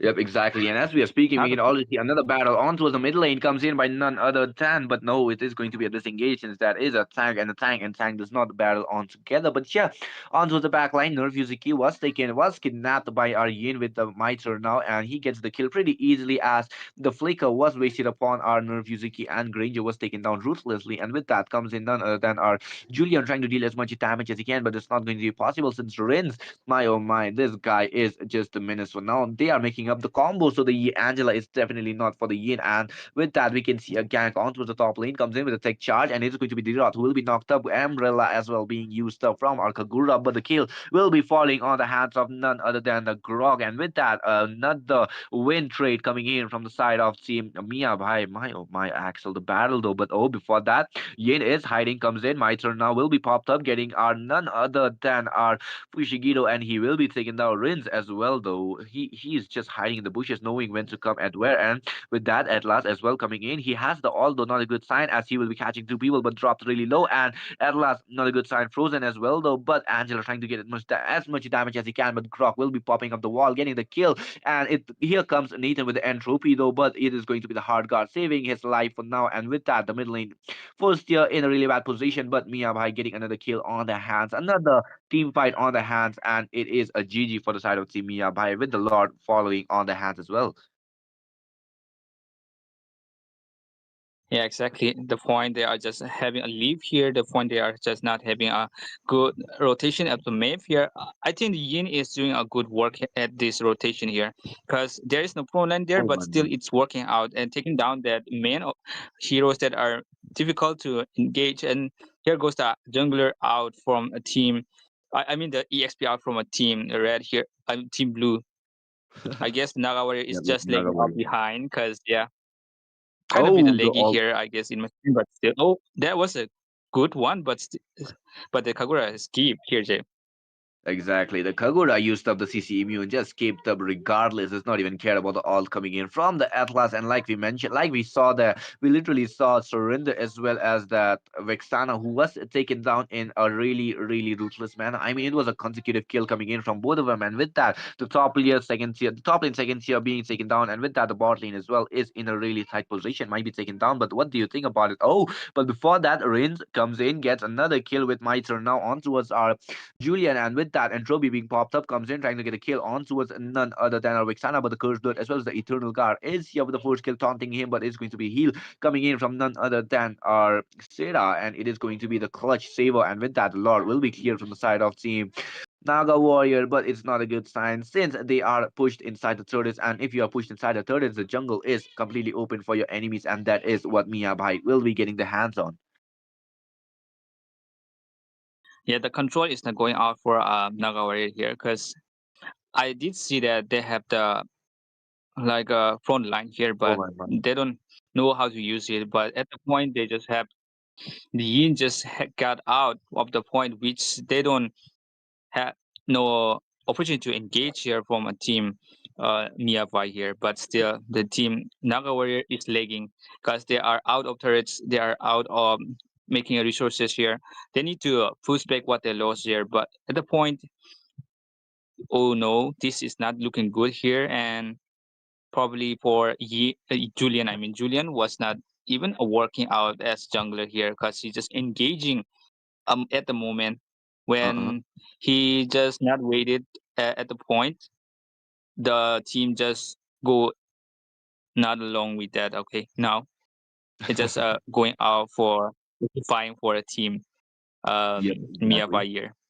Yep, exactly. That's what we were mentioning as well. I mean, Team Miya Bhai, they are getting ruthlessly taken down one another, and with that, it is I mean not the Miya Bhai, it's going to be Naga Warriors who are being taken down by our Miya Bhai ruthlessly one after another, and that is not a good sign since the snowball is still continuing. Even though they took down Yin, that's not much big of a major cost since there is a Nathan on towards the late game, and as the game progresses, Yin he will only be marking down the Vexana most probably, or it's going to be the Granger which can be dissolved, which can be countered up with that wind talker, a wind of nature. But with that, here comes in Oh, none other than Mython again, comes in, falls towards our Atlas, catching him inside the bay, catching him inside his own out. domain, and with that, he'll be getting No. the kill, tech charge, catching our Granger, though, but not Granger, is going to be none other than the Julian who was caught up, but he will be surviving for now. The tech charge Oh, made two of their members use of their blink skills, and Granger though specifically, he used up Granger and what do we call it?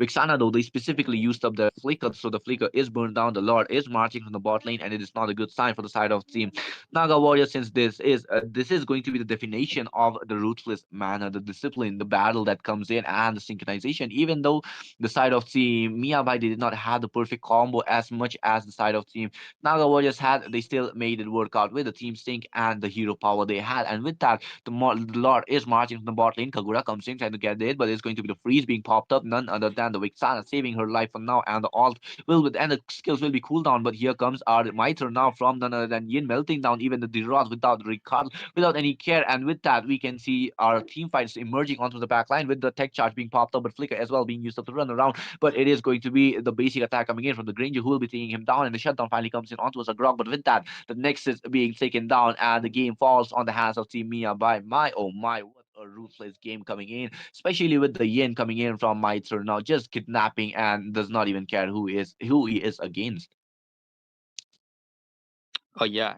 And the point at that which the team was not having a good position here because Yin targeted most of a victim here because the window here is that you take up the Vexen and you take up the Julian. There is no chance for that rotation. There is no chance for a team to engage. There is no chance to make a team to make a rotation there because it's gonna be a position where you just stuck up there, and you just have to wait for the moment of yin to have that out. And when that out, it's just probably that they are dying on worse that. So the position was very initial and was a good point for a team Miya Bhai to engage. But Uh-huh. the team definitely have the point to maintain, but they didn't maintain that.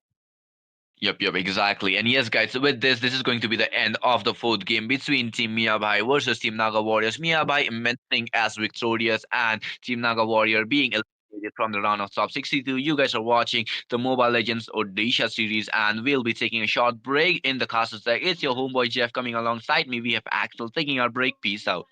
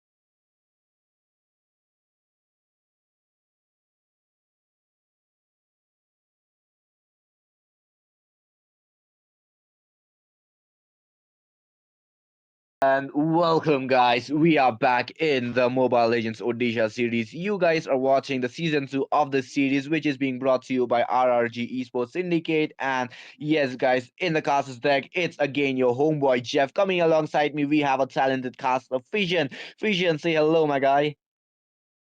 Thank you for that introduction, Jeff. It's really a pleasure. We're back into the tournament again. We're back into MLOS season two. Right now, we're going to be seeing these two sides battle out and duke it out in the land of dawn here. But we're currently in the picking and banning phase. So who are is Wing going to ban right now? What do you think, Jeff? I mean, with the rise of these heroes which are just coming up, it's really hard to be predicting on what the heroes can be banned off because the meta can be revolving around the EXP laners. At the same time, it can also be coming upon those support heroes, like for example Angela. And if you want to maybe Estes, if you know how to play him, that's of course not gonna happen. But yeah, coming in here comes Shadow Esports, banning off none other than the R Lord. I mean, his final slashes alongside the Vengeance, though he is a menace to the team fight when it comes to the 5v5 series, but Angela, though, from the side of Team Polio, can be a really wise move, but no, it's going to be a Lancelot, though. But what do you think, Vision? What do you think the other bands can be now? In my opinion, since it's Lancelot banned, they want to get rid of this Lancelot. Lancelot, S tier pick, everyone knows this by now. Ji Sin Shin could be a really good ban. Grok could be a really good ban here. Like you said, Angela could be a really good ban here as well. I'm kind of thinking it could go anywhere if they want to ban out the EXP. It could be the CC ban coming. We could also see, like I said, the Grok ban. Who knows? They might ban the Nathan. They might go for some bans that we might have seen before. I mean, the only pick that is coming on my mind right now, it's either going to be a EXP laner like a Lapu Lapu, or if they want to go for a tanky lineup, they can go in ban off the CC. But no, it's going to be the tank himself, the Grok, which will be banned off. I mean, the wall alongside the AO, alongside the tech charge that comes in. I call it TC, by the way. TC is like a joke comes in. Whenever you get hit by the TC of Grok, you will be sent directly towards a different dimension. Oh my. Okay, never mind. That's something I just talk about. But yeah, talking about that, Team Polio comes in, bans off the Akai, though another tank which is being taken down. A really good hero, but at the same time, Akai can be countered off if you know how to just avoid his skills. But yeah, Kalia as well. What do you say about the Kalia, though, Fusion? Kalea and Akai ban. Akai ban, I don't know how I feel about this. Akai, they want to get. Akai is a really flex pick. He can go as a jungler, he can go as the roamer. So banning out the Akai, maybe they want to pick out a Tigreal here because we all know with the heavy spin, the Akai can disrupt the Tigreal's ult. So maybe this side, the red side, is kind of going for the Tigreal pick, and they have also managed to ban out the CC. So we will be seeing one of the common bans here on the CC. And SDS Ben 14 has gone for that Angela pick here. Yep, Ben 14 instant locks on the Angela, and it is going to be an Angela mid lane. And with that, Team Polio comes in. X-Gen insta lock on that main Sitar, though. The King's Call can be a ruthless kill, but at the same time, it can be avoided if there is a Lapu Lapu who knows how to position himself. But Priyan, oh, here comes the Kimi, though. But will it be a count? But will it be a combo coming in with the Gatot Kacha for a finisher? But do you think SDES will be letting them slide with the Gatot Kacha, or will they be picking it off? Because the Gatot AOG alongside that Kimi's attraction pulse, attractive pulse, those are really annoying combos coming in from those heroes. So what do you say about it, Vision? But no, Alice though. As much as like you said, the AOG, the Minsatar, Kimi, these the mobilizations from this, they could make up for a really good combo here. So as much as it would be interesting to see it from the side of Polio coming in, because we would like to see these combos being pulled off in this game, but apparently, Lemon goes for the Shin pick. He wants this S tier jungler on his side. Arizi goes for the Alice. Alice plus Angela. That's sustained, by the way. What do you think about that insane sustain of these two heroes, the Angela and the Alice?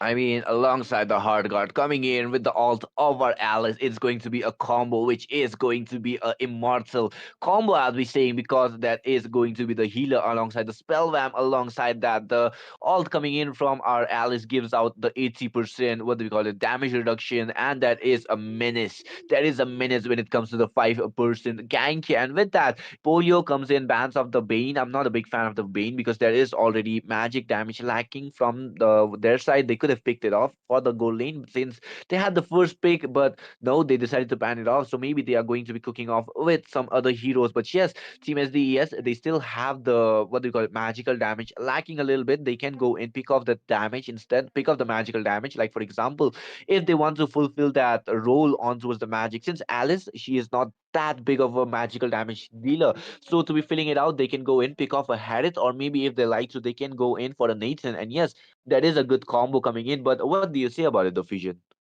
This thing, by the way, the Bane ban, I kind of am in favor for it because, as we all know, the S tier Bane right now, Bane with his magic damage is insane. So I know the side of Polio don't want to face this. And we see a Rachel ban coming in from the side of Polio as well. Meanwhile, Shadow Esports have managed to ban out the Hayabusa. By the way, I just remembered, I've seen Ben 14 and Arizi doing this combo in the previous games of this tournament as well. So I think they'll be looking to capitalize on this. So I'm really looking forward to what they do this time because I'm really sure. Wait, a Phobius ban coming from the side of Shadow Esports. They don't want to get interrupted. They don't want the Phobius to be interrupting their ults. Yep, definitely. I mean, Phobias though, with his second skill alongside the slams coming in from him, and if there are blink skills, he is going to be charging up those passive really well, and that is going to be disruption for the hard guard for the Angela if he is going for an immediate ult onto the team fight. But yeah, talking about that, goes to prove instant locks on that Alucard, even though he does not have a healer. And against Lemon, he can be an outstanding jungler, but at the same time a Yushin. If you know how to play a Yushin Shin, he is a menace as well. He is just a quick farmer. He is a S tier jungler, and in the previous season, he was the only double S tier jungler in the MPL combat as well. So yeah, talking about that team, SDES, Haruka, as well as Wink, they are going to be filling out their last picks here on their team. But what do you think about it? But I think Wink has a chance to lock in his 1-1. Because right now they've banned the Phobius, so and there's a Kimi in the gold lane because we know this Gushan is going to be a mid laner right here. So he could pick out the 1-1 as well. We've seen Wink on the 1-1 previously as well.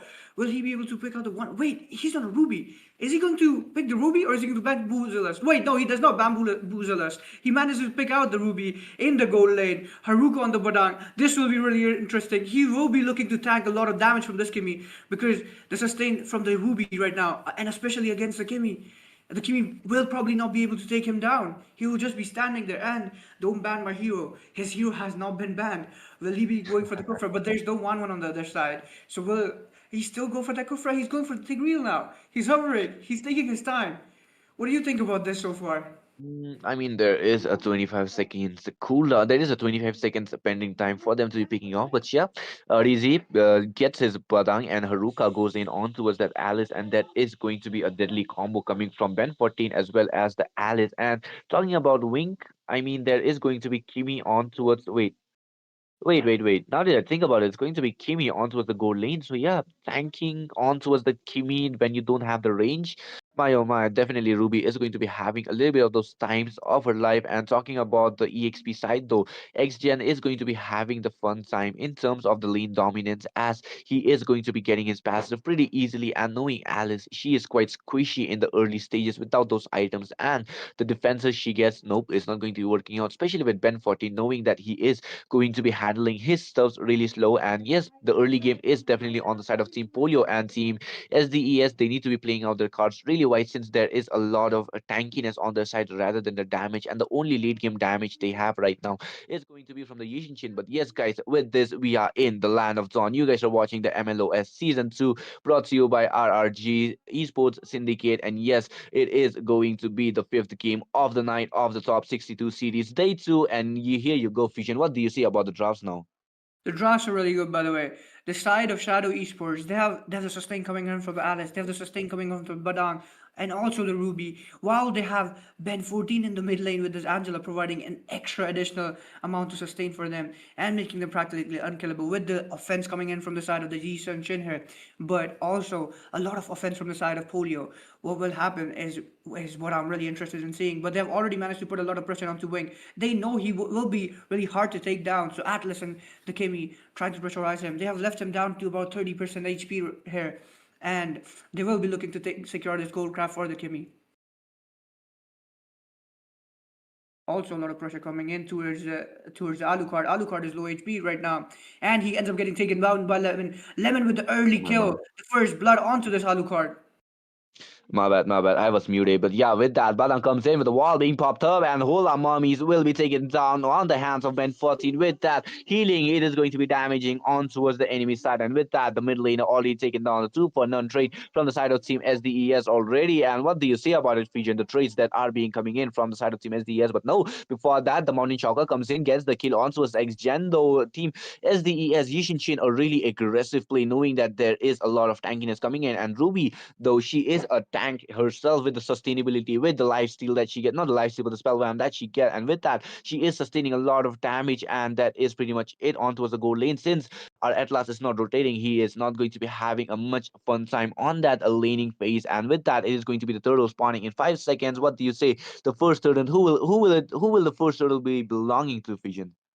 I think this will be going to the side of Shadow Esports, but we will see what happens for the Turtle Dancer.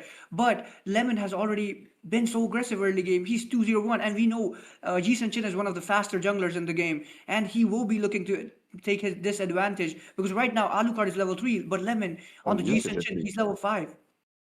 Yep, I mean Yushinchin is level 5 and Alucard is not even level 4 with the retribution as well, not in the terms of level 5 mark. I mean he recently got it, but it's not a good sign. But with that, the turtle will be falling on the hands of Team SDES, a really uncontested turtle, since the EXP gap as well as the jungle gap was already way too hard for now. And with that comes in the Mountain Shocker on the X-Gen. The hook misses though for now. And the King's Call is there, but there is not going to be a good sign if they want to go for the third time. And with that, Kimi is having the sweet time getting the gold plates off the ball lane, but the top lane will be having a gang on towards none other than our oh my the Mincitar was brutally taken down. Though the King's Call was there, there is no damage coming in him from him the early stages. But yeah, Haruka still comes in, uses up the passive, does not even care about the third damage as he can just heal it up regardless. And with that, it is going to be SDES having another 2 kills on their hands, and it is another trade, a really early stage fight coming in from their hands. But oh, will Ruby and Alucard have a clash though?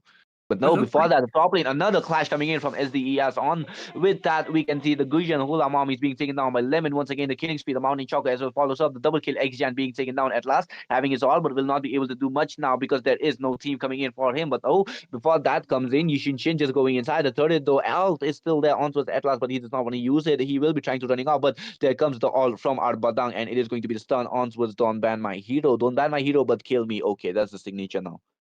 but Lemon right here, he's 502. He's been crazy on this. He's been aggressive since the start. He's level 7 right now, while the Alucard is only level 5. There's a 2 level gap between these two junglers here. But look, Alucard managed to secure the red buff from the side of SDES here, and looking for ways to come back here. He knows he's down 2 levels, so he wants this. He wants to cut down the level gap as short as he can. But Arizi providing a lot of vision. Arizi tried to do a lot of damage to the Alucard as well. And he's trying to zone him out so they can get the blue. And the blue has been secured by this Alice Haruka here. But what will go on? Wait, Oh my Atlas god, looks like okay. he's in a bad spot. He ends up getting taken down by Ben 14 here. Oh, yep, the king call definitely came in. Not a good sign though, but Atlas was taken down in a really ruthless way. He tried to give out the all, but the follow up was not there. And the turtle is here, but it is going to be the Alice again securing the jungle creep from the side of Team Polio. And Polio is not having the much fun time since I guess they are vaccinated for now. But on towards the bot lane, Kimi getting the gank off her life. Lemon gets the kill, the monster kill follows up, and the bot lane turret might be taken down. But before that, the turtle will be falling on the hands of Team SDES, and that is not a good sign. Wink is just running around. My oh my, the vision though, the cinematic scene coming in from there. But yeah, talking about that, the hook definitely connected, but not a good sign. Second skill as well. The turtle being secured by the side of Team SDES, the mid lane as well, in a really tight position. If the turret on the mid lane is taken down, the map will be opened up for the side of Team SDES, and that is pretty much it for the side of Team Polio now. But what do you say about it, Vision? You're absolutely 100% right, by the way, about the vaccination comment. It looks like the red side might be polio, but SDS Shadow Esports are playing like they're the vaccination to this polio. So because they're currently 9-0, the side of polio has been struggling since the early game. It's minute 5 now, but there's a huge gap. There's already a 6.5k goal gap between the two sides, and the side of Shadow Esports does not look to slow down. They're still going for the thirds. They're still going for the Oh, kills. for sure. They want it all. Yep, the King Call definitely came in. Arisi just taking down finally the first kill coming in from the side of Team Polio here, taking down the Roamer from the side of Team SDES. But there was an underestimated extent coming in. There was not the way to escaping since the King's Call was there, and Badang was taking up a lot of 30 damage. So the sacrifice was made up for the other members to be escaping up. A really wise move coming in from the tank. But before that, the middle lane seconds here is going to be having another engage at last coming in. The Alls might be coming in, but no, it's going to be the hard guard. On towards the Angela and comes in none other than Hola Mommies with the combo of the typical Gusion, but not dealing enough damage since that is a wing, that is the tank of the team, that is a tanky gold laner for the side of Team SDES, and with that, the middle lane as well in a really tight position. I mean, just look at SDES; they are flexing their skins right. They are just flexing their stands right now. Because let's be honest, even though they don't have an MM, they have a Ruby in the wait. It looks like Hola Mummy is going to get taken down by Arizi here. He ends up gets put on the chopping block, and now they're going for the Kimmy. Kimmy is really low HP, but he somehow manages to survive. Haruka taking down the top inhibitor turret. They're pushing. They're taking this Holy Guard down on the top inhibitor turret as well. Yep, definitely the top lane inhibitor in a really bad position comes in with I am offended, and the flicker of the combo catching none other than the Mincetar X-Gen was in a bad position, comes in Gujen with a typical combo, but will be taking down the kill for now with all coming in from the Atlas with the King's Call catching 4 people, and this is going to be the wipeout from the side of Team SDES. Team Polio comes in with a combo, a really overextend from the side of Team SDES, will be paying the price with Alucard pushing up, will be recovering the goal, and the Atlas giving out the much needed sacrifice for the team, and with that, Team Polio in a glimpse of coming back now. They have managed to cut down this goal gap to about 2.8k or 2k, nearly 2k now. And we were expecting this combo, by the way. We said it earlier. We were looking for the combo by the Ministar and the Kimi with their immobilizations coming in. And what a perfect execution by these two, Xgen and Prion. And Prion also did end up getting a maniac there. He's 5-1-1 now. I think they finally woken up. The side of Polio drank their coffee right now. It's really late in India, but they managed to drink their coffee, and they're back in. Oh, Vinkets are taking down the cushion. yep. Yep, Gujin was taken down, but I am offended from the Ruby, and that is a ruthless manner from the side of Team SDES. They did get a wipeout, but they took out the revenge.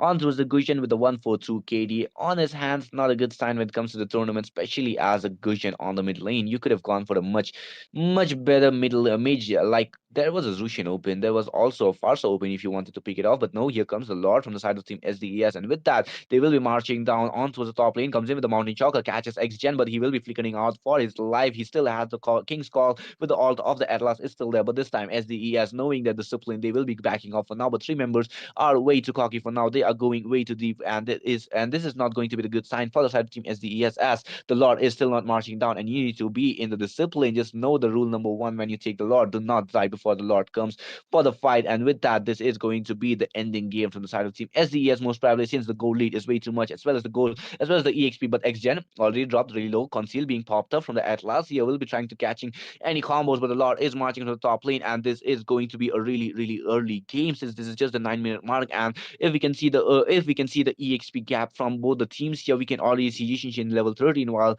the side of Team Polio's jungler is level 10. So the 3 level gap coming from the jungler is not a good sign. But with that, the bot lane first here taking down Atlas using up the ult on one person. But with that, the King's Call being popped up as well. Haruka though taking up a lot of damages, but it's going to be Ben 14 catch with the hook, but all coming in from our wait. Alice caught 4 people with the immobilization, but here comes the Mountain Choga, catches 2 people already, and with that, the Nexus is being targeted down. 3 people trying to defend the base, but will it be enough though? With the I'm offended flicker combo comes in, the wipeout coming in with the shutdown on towards Arkimi, and the wipeout, clean wipeout coming in from the side of Team SDES. 2 people still trying to push though. Yushin doing a lot of damage, but wait for the minions, and with that, the Nexus is being taken down from the side of Team SDES. Takes up the win for the hands, goes towards the top 32 teams. GG from the side of Team SDES for a clean wipeout on the ending game.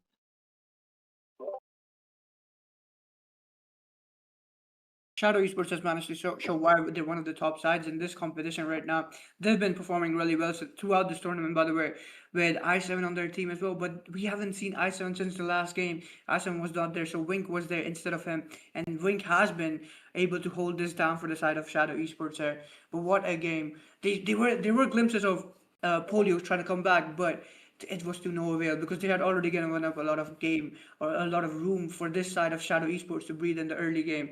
But what a game. Yep, and with this, guys, you guys have just witnessed the fifth game, and imagine if the fifth game is this amazing, then imagine the other games coming up. But with this, guys, we'll have to take a short break. You guys just witnessed the battle between SDES Shadow Esports versus Team Polio, and Team SDES proceeds towards the top 32 teams. And with this, we'll be taking a short break. In the casters deck, it's none other than your homeboy Jeff coming alongside me. We have a really amazing caster. It is going to be Fusion, but for now, we'll have to take the break. Peace out.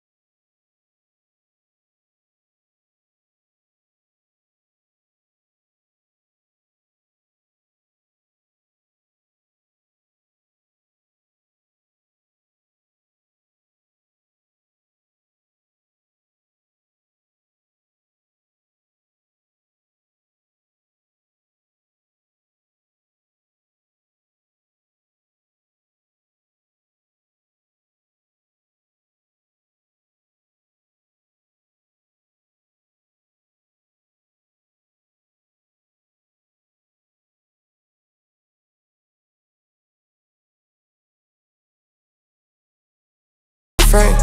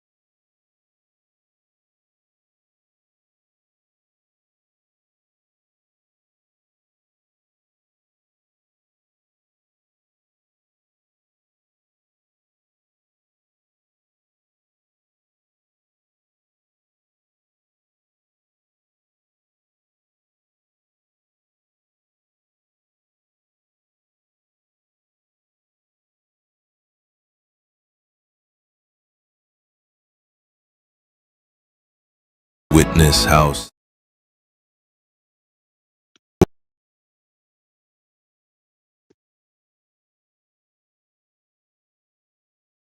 Welcome back, guys, to MLOS Season 2, and we are in the day two of the best of one series. And here we are to the sixth match of the day. It's between Arachnophobia versus Whole Potatoes.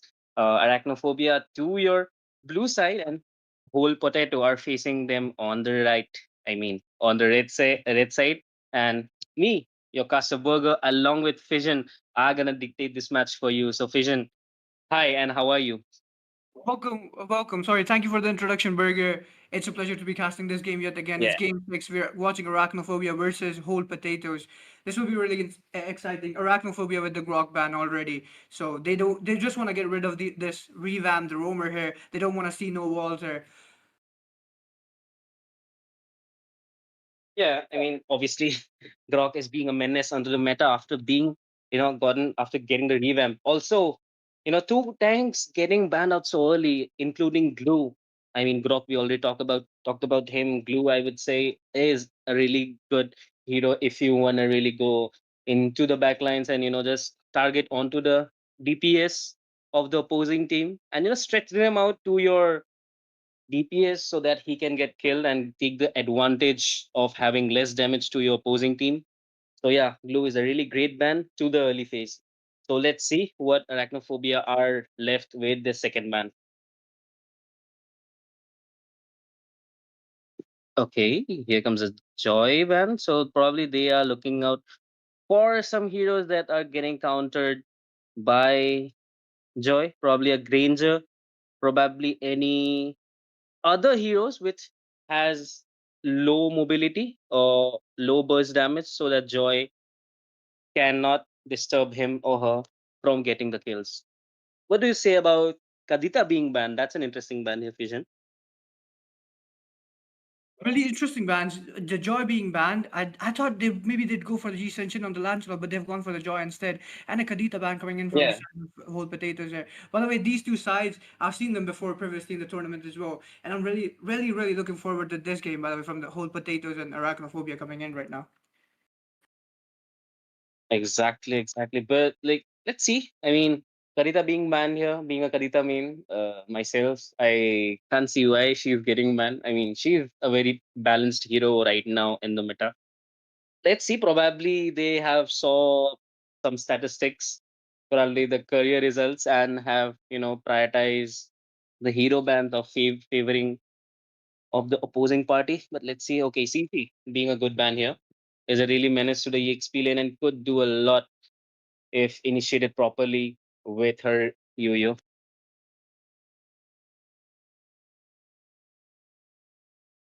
Okay, we see a Bane band out here. So Fission, what do you think about this?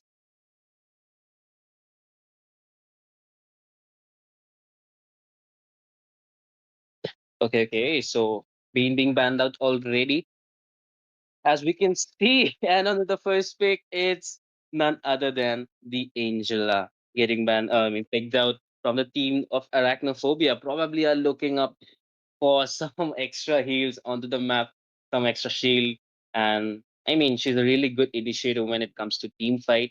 And as I mean, mentioned by Fission already, YSS getting picked out I mean, would do a lot in the jungling phase in the early because of his good passive. I mean, the marksman and the assassin passive, that's really menace when countered. I mean, when mastered. Okay, Haru onto that Zushin. That's interesting. That's something I didn't expect because when you're having an Angela to the opposing side, you do go for an anti heal or a heal or something that a mage that will create a lot of burst damage, or you can, a connective damage, a connective lineup damage that can be done to the opposing team. But let's see what are they planning about right now. Okay, Arachnophobia choosing up Yuzong as the EXP laner, a really strong early game hero, but does falls to the lane. But there you go. Kimi would be a perfect, an ideal match with the Angela when it comes to the play, when it comes to taking down the enemies from the backline. But they do need an, you know, they do need a tank or a sustainer or a setup hero which can stun or at least get 3 to 4 of them together so that they can convert these skills to themselves. Haru, by the way, is a really strong mid laner. He's proven time and time yet again why he's a menace in the mid lane. And now he's on the Yeah, Zushin pick. He had targets by the way in this tournament. He was going for a few players. Like he was after a few mid laners. He was talking in to me as well one day, like after the game. He was telling me that he wants to take down these mid laners. These are kind of men that wanted to that were on his hit list. Right now, if you see Fiona on the Florin pick, Arjun, that Yuzong pick is going to be really crucial. Yuzong early game, one of yeah, the best EXP laners of the early game, by the way. yeah, that's true. And there you go, the new marksman will be getting banned out. Obvious reasons, man. You don't want to see her at constant damage spike. It's really annoying when it comes to plays and placement when you are moving and rotating towards your enemy. So you need to be careful of her. So an obvious ban. But let's see what Arachnophobia has on their plate to ban out.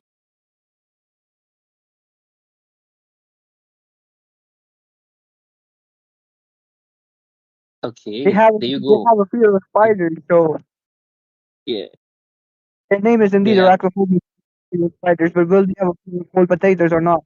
I hope the people of the side of potatoes get something really good.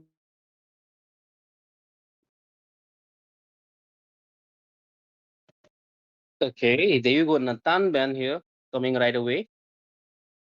Unsure. Okay. I mean, yeah, this hero does have a lot of potential when it comes to melting down enemies with his skills and basic attacks. So yeah, a really great ban for their lineup because they don't have a front laner or a hero that could gather up enemies, provide CC to their team. So yeah, banning out Nathan is a prior choice to them.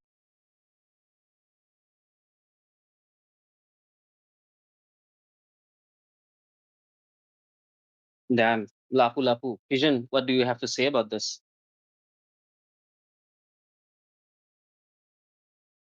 Lapu Lapu, as we all know, Lapu Lapu, the ban. We know it's S tier EXP laner. No one wants to face a Lapu Lapu, and they will be banning him out straight up. Clint pick here. So I guess we will not be seeing any one being picked up here. Clint is really strong still. Even it might not be as strong as the other MMs right now. It is still a really strong pick though, and it does cancel out any chances of a 1-1 pick. Or maybe the side of Arachnophobia would want to play it risky and pick out the 1-1. I guess we'll find out. Yeah, true. I mean, obviously, Clint has proven himself over time, providing the critical damage as well as true damage together. That's what makes him a really dangerous marksman towards the mid to late phase. But there you go, Arachnophobia with that Irithale. This is a risky take, by the way, because, I mean, Irithil does has a lot of burst, potential towards Clint. But if Clint does gets fed up by a little chance or gets 1 or 2 item before her, it's gonna be really hard for Ethel to pick up the pace, or she has to go with a Winter Trunction. Yeah, Wind of Nature late game. So yeah, let's see. But on to their, I would say jungler, Baxia has been picked out. A really wise choice here because they do need an anti-heal onto the team. So Baxia is a perfect pick. But we could see Monkey being picked here. So what do you have to say about that vision? I've seen Batman on this Sun last time as well. So previously he has used it. We all know what he can do with this hero Sun. And Yeah. this will be really interesting. Ryzen on the Eratel though. Ryzen will be looking to chase down this Clint. He will be looking to deal a lot of damage to this side of whole potatoes. But will that be enough? Or will this side of whole potatoes be able to give them a new phobia instead of arachnophobia? They will be having a fear of potatoes. I don't know the right word for it, but whatever it is, hopefully they do not get it. Yeah, and there we go, ladies and gentlemen. Welcome back to the land of dawn. Here we 5 are on the seconds till match the six enemy of day reaches two, the best of battlefield. series one Smash to the them! MLOS season two. And here All we are back troops again with deployed! Arachnophobia onto the blue and facing them on the red side. It's whole potatoes, and with me, Hamburger, and with me I do have Fission. So Fission, what do you think? Where this match is going to lead us? This match is literally neck and neck for me as what I am what actually at the moment. Both these sides, I've seen them previously, like I said before. They've been doing good throughout this tournament. They have held their own. They have shown why they can make it to the round of 64 and why they're one of the top teams right now in MLOS Season 2. So this will be really interesting, but one of them will have to it makes the better team over the other taking the win today. Yeah, but we could see already, Team Arachnophobia pacing up in the mid lane as their, you know, farmer rotates to take the lethal and would go for the blue now. But looking at the rotation, I feel YSS should have went to the blue buff first. Because I mean, rotating to the whole side has been a prior target for all the teams right now. And I mean, as you can see, they are already marching. I mean, just retreating back because right now Clint is playing it really safe. Cutting the lanes to himself just to ensure that he doesn't get ganked out by anyone.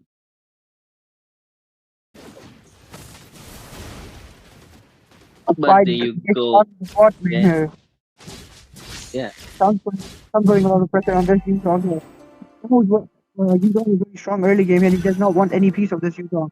So he's really looking to pressure him a lot. The Ji Shen helping the Sun in the bot lane as well.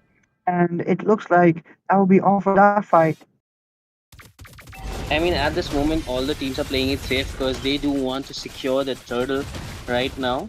Because that would be a really great advantage to the early game. There you go, Angela to the scout.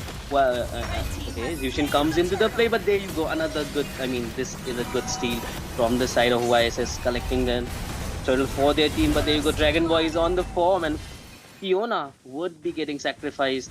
I mean, into the hands of YSS. Yuzong with the beautiful Black Dragon, Black Dragon Speed. Slain! Wait, if you're gonna take him down by Redman, there's none of that Sun. This guy is a cheeky Wukong, Sun Wukong player. You know how the actual Sun Wukong is in the Chinese mythology, but he has been able to use the similar extent of the actual mythical creature, and he will end up taking down the Yuzong here. And look at him, look at Haru marching down the top lane. We saw a close up angle of Haru. Haru is literally just prancing, frolicking in the land of down right now. We see the Alpha and Eraser trying to take he will not look to get bought with a he is going to put on a best the other black and also in the place what should be going to carry her. It is going to get position. He's going to be the right. But look at this thing. So he was like by taking more damage than he felt initially. Yeah, true. But there you see a setup towards the top lane from the side of whole potatoes. A four-man to the top. Baxia comes into the play. Would be diving in. Critical is really low, by the way. But there you go. Zushin picking up the Baxia. He's looking really low. There you go. Clint securing the kill for him, and another kill for Clint. Ryzen to the fall right now. Drag should fall back at this moment because the burst potential of whole potatoes is really great. The Clint, the YSS, and then I mean, you do have the Zushin to annoy you, pick you up with the flaring lantern. So yeah, but this is a confirmed turtle for the side of whole potatoes, by the way. We can actually Red say team why has it is slain the turtle! because the way he went there for the goal. Looks like that never begins the side from the side of both the Lakers here.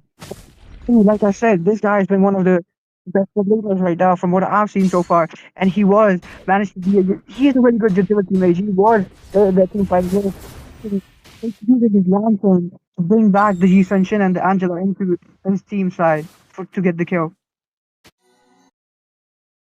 I think at that point when Baxter dived in, he was too deep already. But by the time he realized it, it was too late because Yushin was already into him, layering Lantern and then her ultimate just to target him, get him up. But somehow Angela did, get saved up. She was lucky enough to, fall back and, cancel her ult at the right moment. But anyways, we could already see, already having some an advantage to them. But there you go, Baxia onto the go. He's already in the rise and getting the kill. But this goes for a revenge, and YSS would be confirming the kill of Fiona.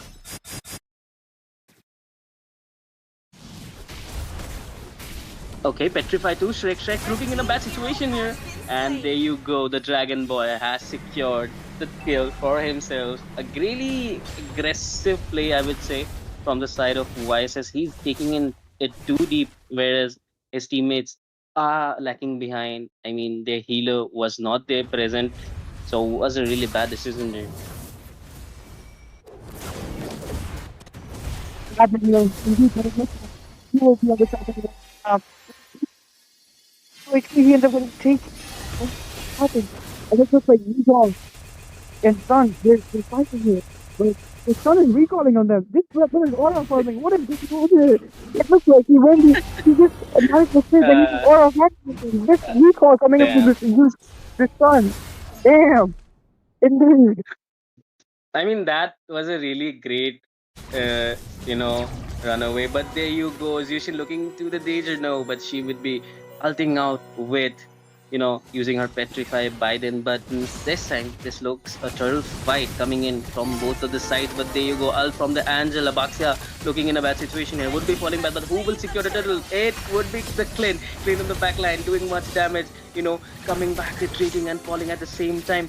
But there you go, Shrek in a low HP, but nah, Edwin would take the kill. Clint on to the fight right now. But Dragon Ball is on his ultimate form. Let's see who does he choose to target upon. No one. He has to, you know, just wait. He should have came in a bit early, ulted a bit early to the fight. That would have been an economical move for them. But there you go. There's a petrify and okay, this is a revenge for the recall shown by the sun. Yuzong taking his revenge right now. Blue team turret has been destroyed. Blue team Okay, turret has been smart move destroyed. by whole potatoes. They are just pushing in lanes, taking advantage of the numbers and just, having the whole game to themselves. But let's see. Okay, okay. I mean, look at the damage. Look at the damage Clint is doing right now. He's just putting up, Kimi in a really bad position, putting her in really low HP. By the way, there you go. He's just too short at her. That's crazy. Fiona with her ultimate saving herself would be falling back, but there you go, Clint.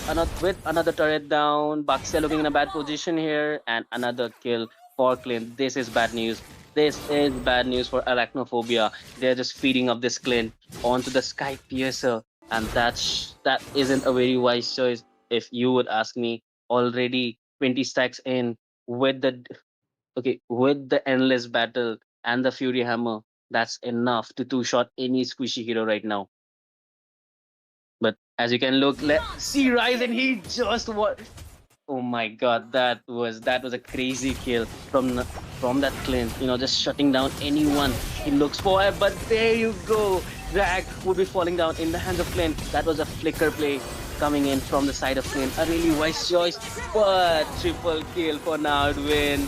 And there you go, Dragon Boy would kind of taunt up to I mean, yeah, to kind of taunt up to the opposing team, kind of scared him back. Blue But team I turret has don't been think destroyed. this time that Clint is scared anymore. 50 stacks onto the sky face. And look at that son just shutting down the Angela right away. Already late ult from the side of the Dragon Boy. Yuzong should have capitalized his early game advantage as Dragon, but no. Let's see. Arachnophobia are Red lacking team has behind by slain a the Lord. lot. By okay, by okay, there you go. 6K goal lead. 6K goal, 7K goal lead. That's humongous. That's humongous. Already in.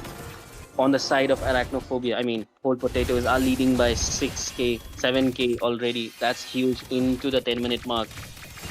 But there you go. The Blue team Lord turret is has charging been in. Should destroyed. be an easy Lord though. There you go. All of their outer turrets are destroyed. Arachnophobia only left with the inhibitor. This is a dire situation for them. They need to clear this lot soon as possible. They do not have the holy turret shield. Almost half HP the inner turret. There you go, Sun with the Petrify, with the ultimate. Jushin coming in with a range, but no, not to avail any kills. They are just falling back, poking in each other. Pakshe was in a really critical state of HP, but somehow Angela's heal Blue and team's base shield turret did has been protect her. There you destroyed. go, YSS Turret has securing been destroyed. another inhibitor taken down by Blue team Sun. needs But there you go, maximum Shrek would play. be securing the kill for the Yuzong. He has no Blue time to team's hero retreat. has been And look slain. at that Sun, that critical Legendary. hit putting up the hammer. Blue team base turret has been destroyed.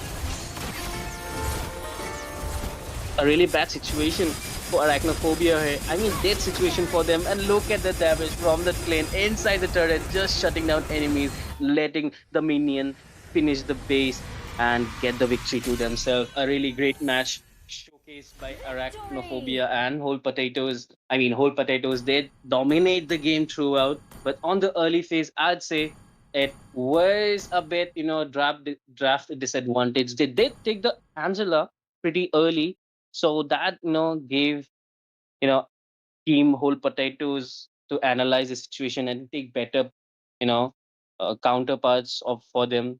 Probably not taking an Erithale, probably an Ixia would have helped. No, Ixia, yeah, Ixia would have helped in the positioning and fights. But anyways, a win is a win. A lose is a lot for learning to do. But don't go anywhere, people. We will be right back after a short break. It's gonna be me, Burger, signing. Signing off for now. We'll be seeing you soon. Right back. So stay tuned.